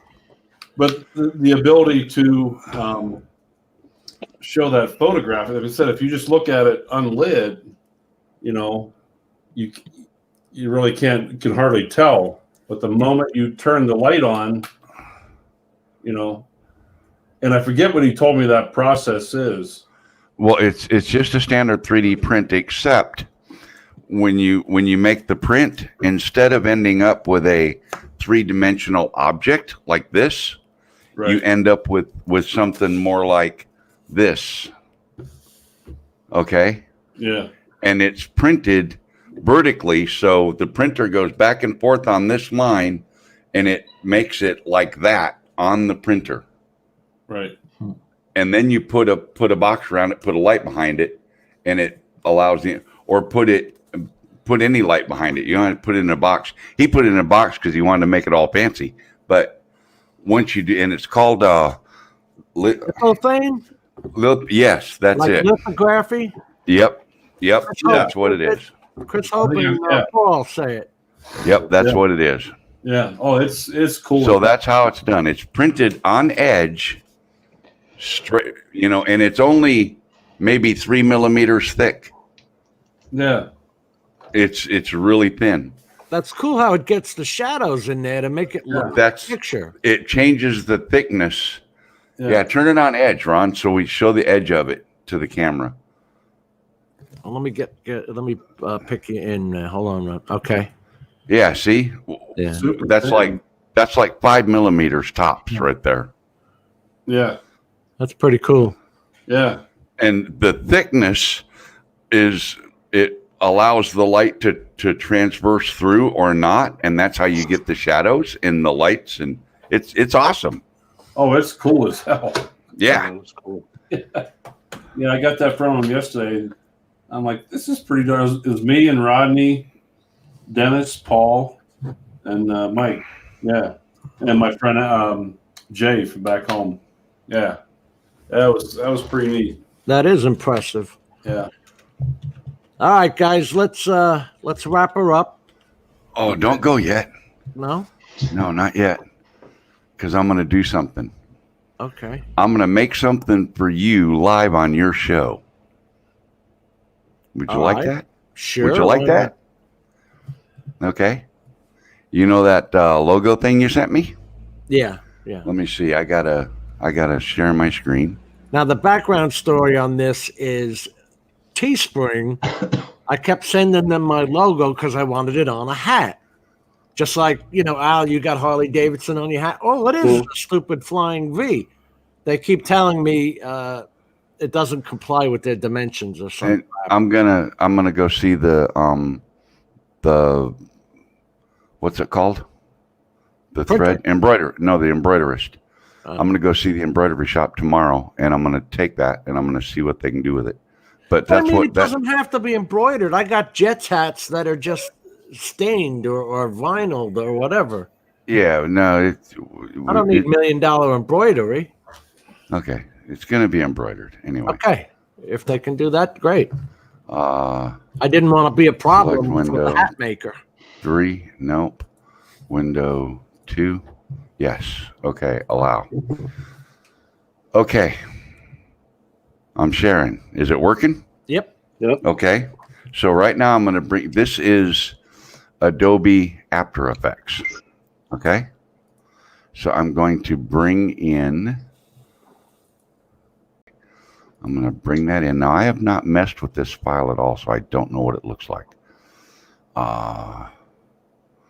So I'm going to drop that right in here. Okay. Now I need to, first thing I need to do is rotate it.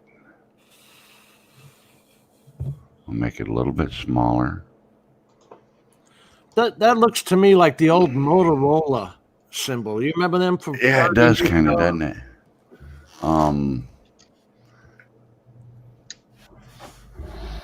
Now we're getting into something. Let's see. I saw a line.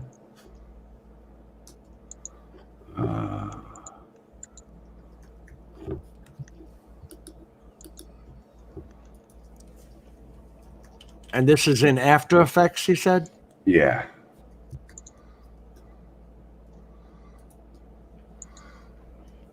I don't want to rotate it over time. Oh, I'm doing this in all the wrong place.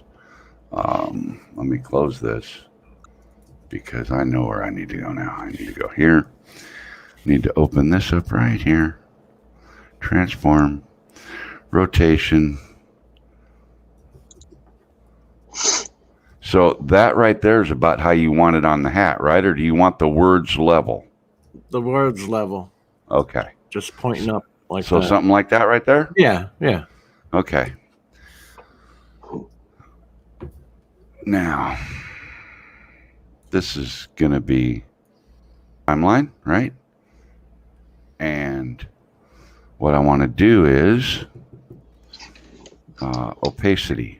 So right here, I want it to be 100% visible. All right. And I'm going to go just like right here, and I'm going to make another one. Then I'm going to go one frame over. A couple frames over. And I'm going to make another marker, but I'm going to make the opacity 0. Then I'm going to go about here, make another keyframe. Like a heartbeat? Then I'm going to go just a little bit to the edge of the keyframe. And I'm going to make a marker there. And then I'm going to go over here. And I'm going to make another keyframe, and I'm going to make the opacity 100%. So now, here's what it's going to do when it plays out.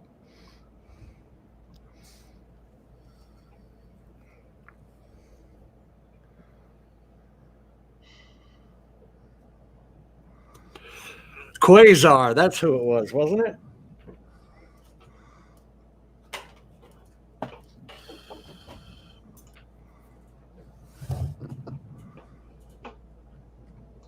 Okay, now that's taking way too long. So what I'm going to do is I'm going to highlight all of those keyframes, right? And I'm going to move it closer to that one. I'm going to click off of them. I'm going to move this one closer, move this one closer, move this one closer. It looks spaced about the same all the way across, except this one needs to come over just a hair. Kind of like that. Then we need to shorten it down to about there. And then we need to play it.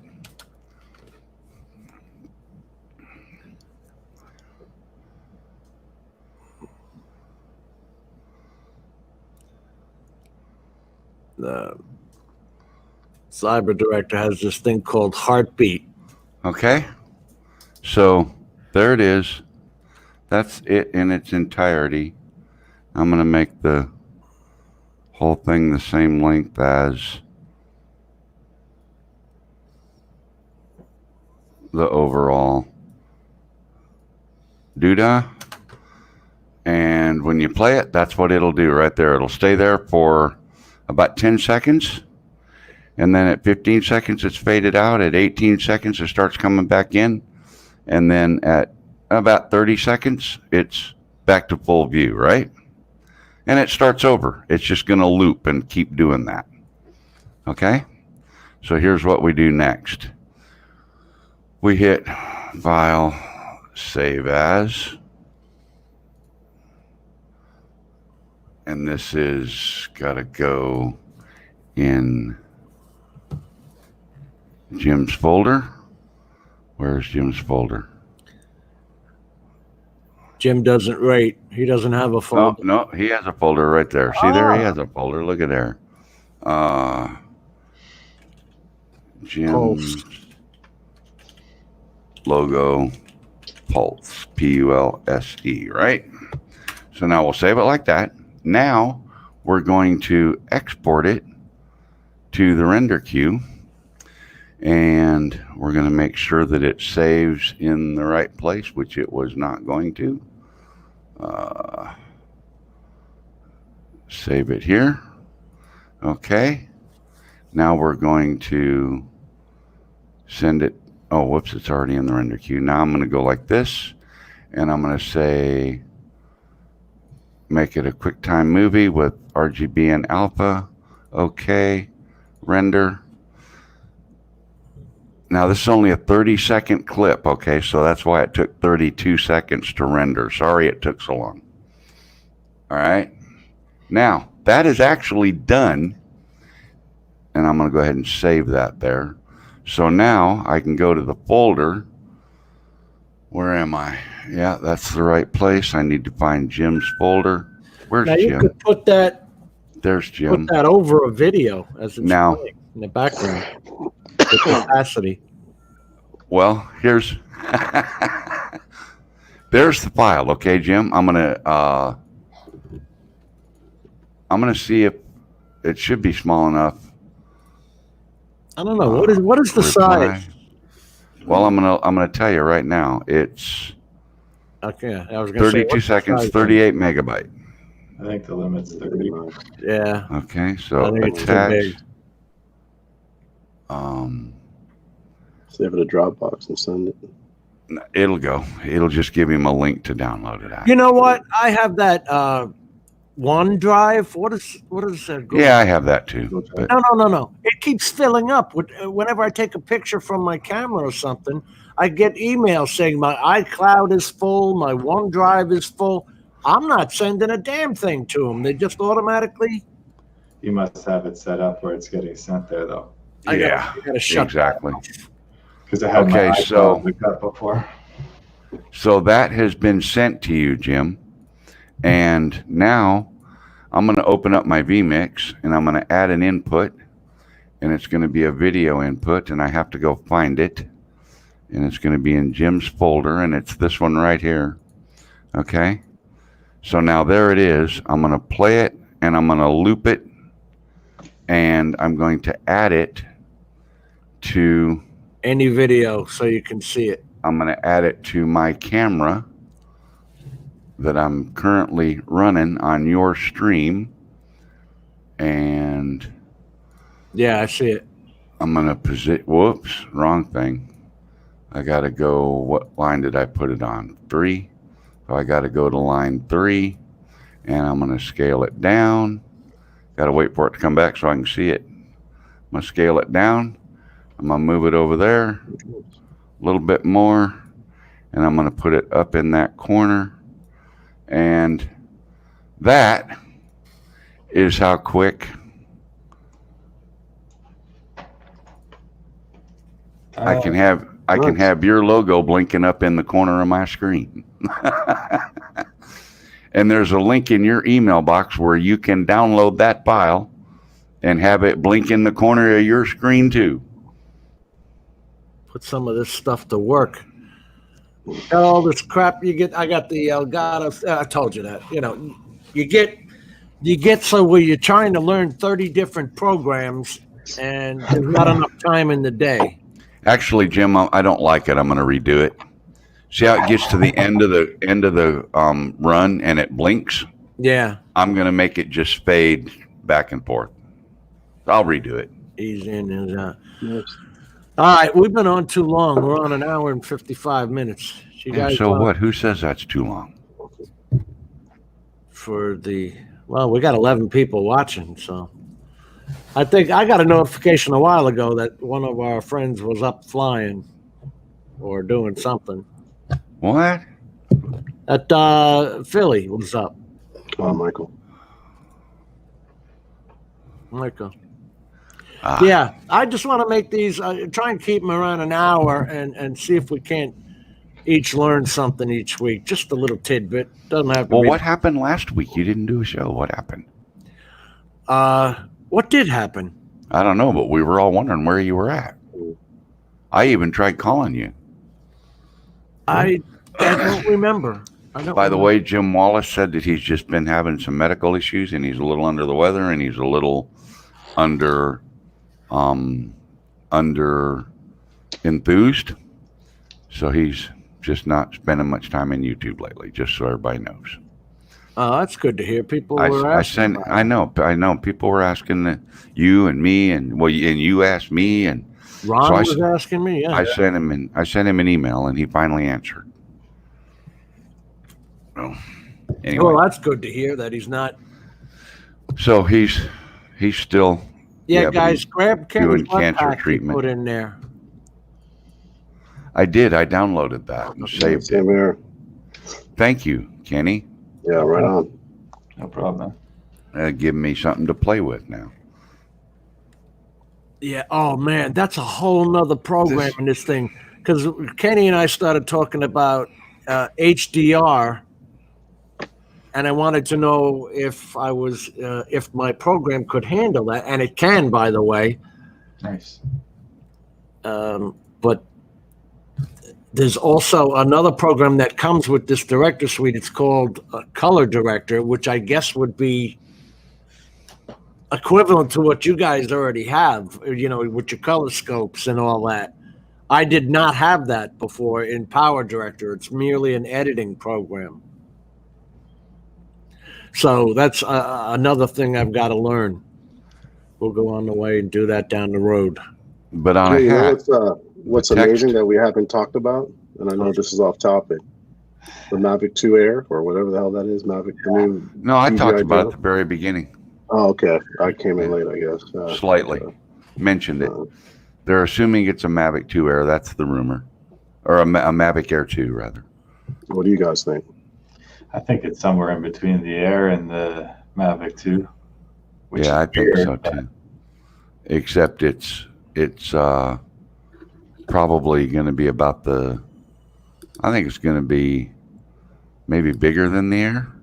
Yeah, it looks like it's close to the size of the Pro, like the 2 Pro, but No, it's nowhere near that big. Based on the way they were holding it in their hand, when they held it in their hand, it was only like that long. yeah. And the full size Mavic is, I mean, it just seemed like it was quite a bit smaller than this. And that's one of the actual images that you see in the frames, right? Mm-hmm. And then they show you one like that. It's supposed to be an Air, though, right? Well, that's Right. the rumor. Nobody knows. It could be a Mavic 3 for all we know and smaller. Yeah.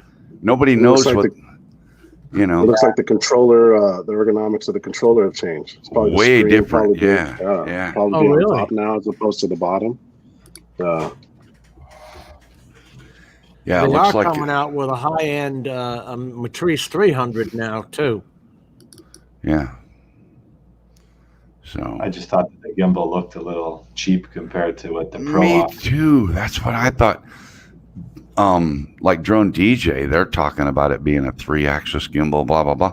When you look at it, it doesn't look like a 3-axis gimbal. It looks like a, I don't know, maybe What are they doing with the Inspire, same gimbal as the Jody? Mavic Mini, you know. Yeah. I don't Or know. it's just a prototype of some sort. The nice thing is the images that they showed, and even across the bottom of the drone, you can actually read the word Mavic on it, so we know that. But if it's Hey, Jim. Yes, sir. yeah, see, And the 2 Series doesn't say Mavic on the bottom of them anywhere. And it had cooling pins, didn't it? Didn't it have cooling pins on the bottom? No. On that image? Some sort of fins, yeah. So I don't know, but the TV, Bob, yeah, it's a $250. You can't pass. Jesus, I went into Walmart today. There was a 250-inch 4K TVs for $250 and $268. What's 4K is getting cheap? Why is that? I mean, I know they're pushing 8K, but they're not even making 4K broadcast programs yet. right. Very few. But it's all like the first HD TVs came out. It's like just because the TV's 4K doesn't mean it's a good TV. You know? And is it really 4K? Exactly. You know, or is it? No, most of them are Is it- 3840, 38. Is it scrunched? You know, yeah. 3840 by 2160. Yeah, not the true 4096 by 2160. Right. Yeah, Jim. Yes, sir. I was just gonna. I know you've already seen it, but I was gonna share this one picture. Edited a little bit with Snapseed. Yeah, let's see it. Felt the color was a little flat when I initially took it, but just a tiny bit of editing. Tell us again what Snapseed does. Where Oh, did and you he go? just left the studio. You threw yourself out, Ron. Snapseed's just like an app to edit photos. I've used it a few times. Yeah, now he's back. There we Yeah. go. You threw yourself out. I threw myself out. Where is my share screen? Should be at the bottom. Yeah, I'm not. Ah, there it is. You don't get all that on some of these things, apparently. You don't get to see the bottom row, is what I mean. There you go. I got it. Got it. Yeah. I just thought this turned out really well. I mean, the colors. That was 75 yards away, and that camera did a really phenomenal job.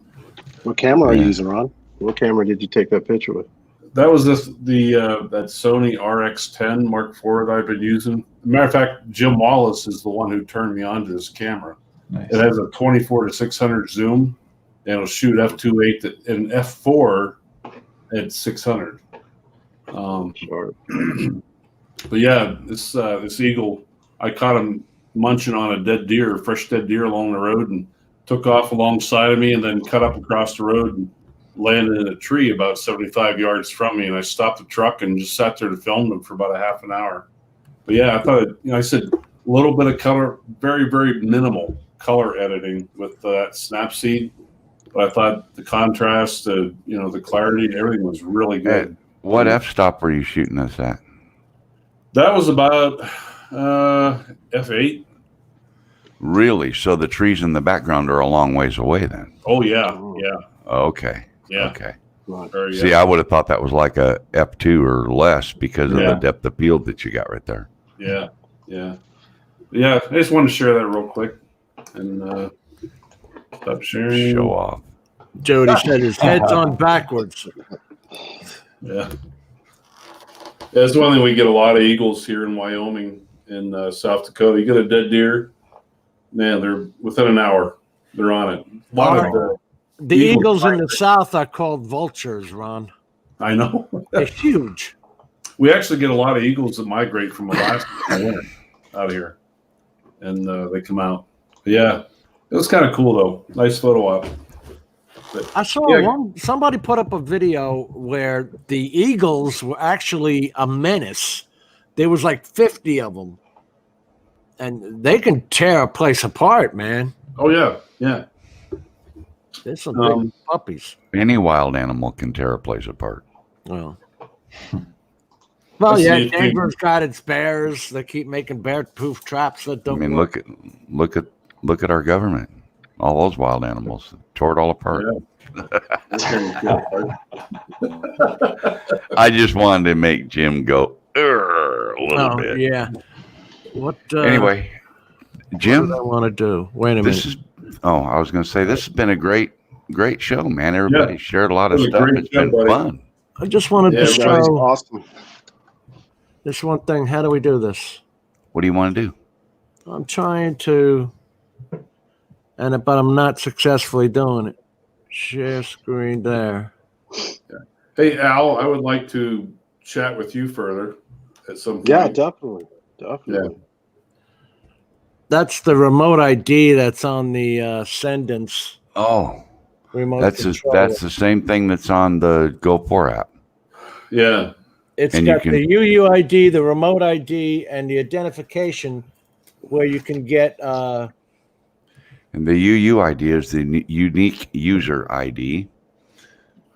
And that's broadcasting your serial number on your drone. And then you can add. You sign up with.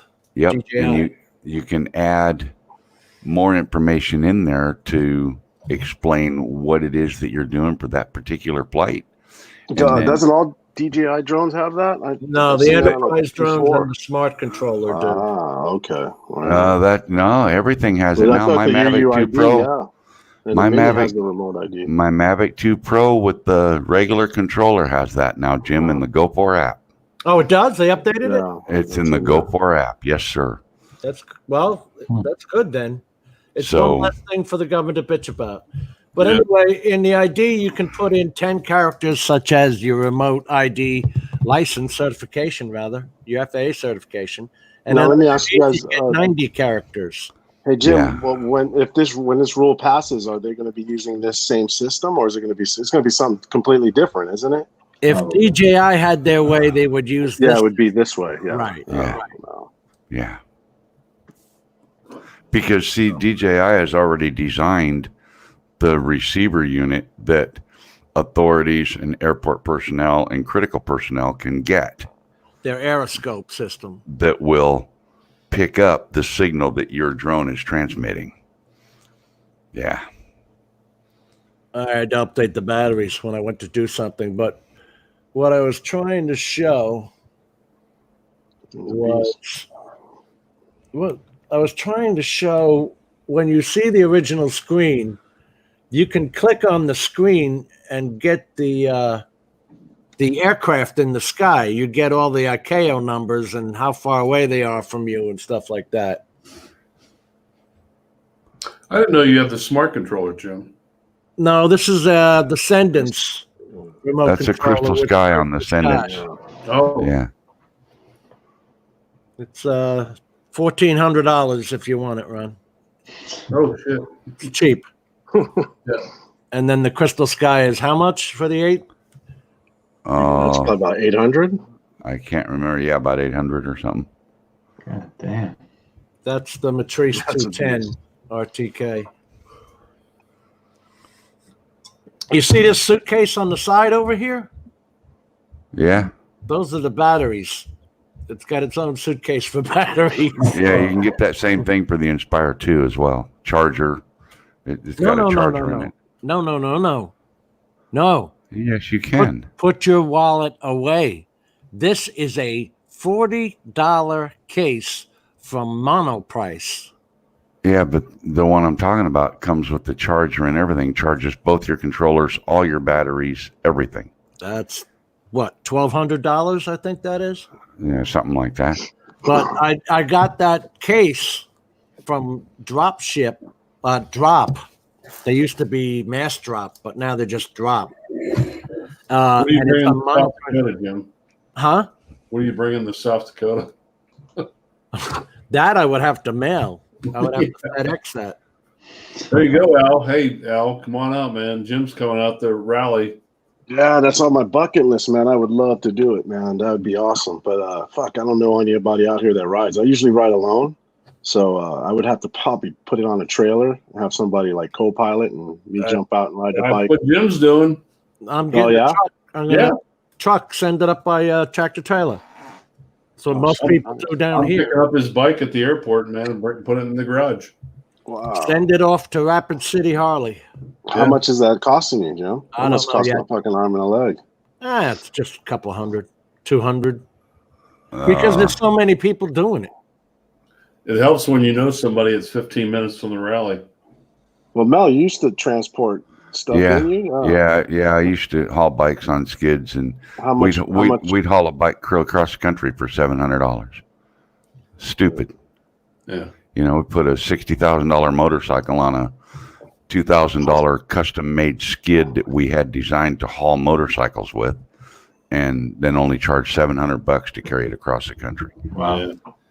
The way that works is a local guy would pick it up, say from Jim, and he would load it on the skid at Jim's house. They would do an inventory on it. I always took pictures because you can never find every little scratch. So I always took pictures, 360 all the way, you know. Yep. Then I loaded it, took pictures. Then I would take it back to the local warehouse. So like where Jim's at, there's a warehouse down in Lauderdale. It would go to there. And from there, it would get put on what we call a turn truck that would haul it to either Omaha or Chicago. And then from Chicago, it would get put on a delivery truck that would haul it out to Dakota. Damn, that's scary. Yeah. So it would get handled like 5 times. It would sit in a warehouse, you know, maybe 2 warehouses for who knows how long. And the reason they do it so cheap is because, like, if he wanted it out there for, say, in a month, he would have to ship it now in order for it to be there in a month. Because Now, it's for like, Sturgis, they have trucks around the country. People, you look on the Harley forums, people. Oh, there's meet up actually- like they might be in Orlando. Everybody goes over, puts their bike on, and they get sent up to Sturgis. and they take it straight up there. But see, there's guys that do that too, specialty stuff like that. Hey, Mel, you'll appreciate this story. About a month ago, Black Hills Harley in Rapid City does a delivery service in the winter because they're bored. They don't have a lot of work to do. But I contacted them and said, hey, you mind doing my summer maintenance? And the free service, they come out, they'll pick up your bike, bring it back. Right. Guy calls me and says, hey, what's the best day? I tell him, he comes out to the house. Or first he calls me and he says, Ron, do you want me to pick you up? He goes, I have to go to, it was a town out past Sturgis.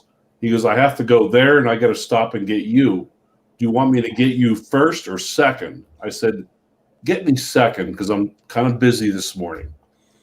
So when he gets to me a couple hours later, he comes in with a 20-foot enclosed trailer, and he said he always loads the first bike on the right for whatever reason. Okay. So I get my bike out of the garage, pull it up on the left. And he opens the back door and that other bike's laying on its side. No. Sitting there perfect, strapped, solid as a rock. He ties mine down, and I'm a little nervous. And he said, yes, I've got word on you that you're a little paranoid. Don't worry, everything will be fine. So famous last words. Yeah. 4 or 5 days later, he calls and said, your bike's done. We're coming out. The bike that was on the right would have been my bike if he would have picked that up first. Apparently, whatever the ground attachments broke. This bike had some, I bet you $50,000 in custom murals and. Oh, God. Literally from my house to the Harley dealer is about 7 or 8 miles. And he leaves my house. It's a minute to the interstate. He gets on the interstate, gets off at the exit. As he's getting off the exit for the Harley dealer, he hears a bang. And as he's turning, and then the trailer straightens out, he looks and he said, oh shit, there's something sticking out of the side of the trailer. When he comes back to me a week later, he backs into my driveway, and I'm like, I don't remember that big hole on the side of the trailer. And he unloads my bike. I'm like, what the hell happened? And he told me his last words were, he goes, Ron, calm down. I've been doing this for 10 years. I've never had a problem. So I said, how'd that big hole get on the side of your trailer?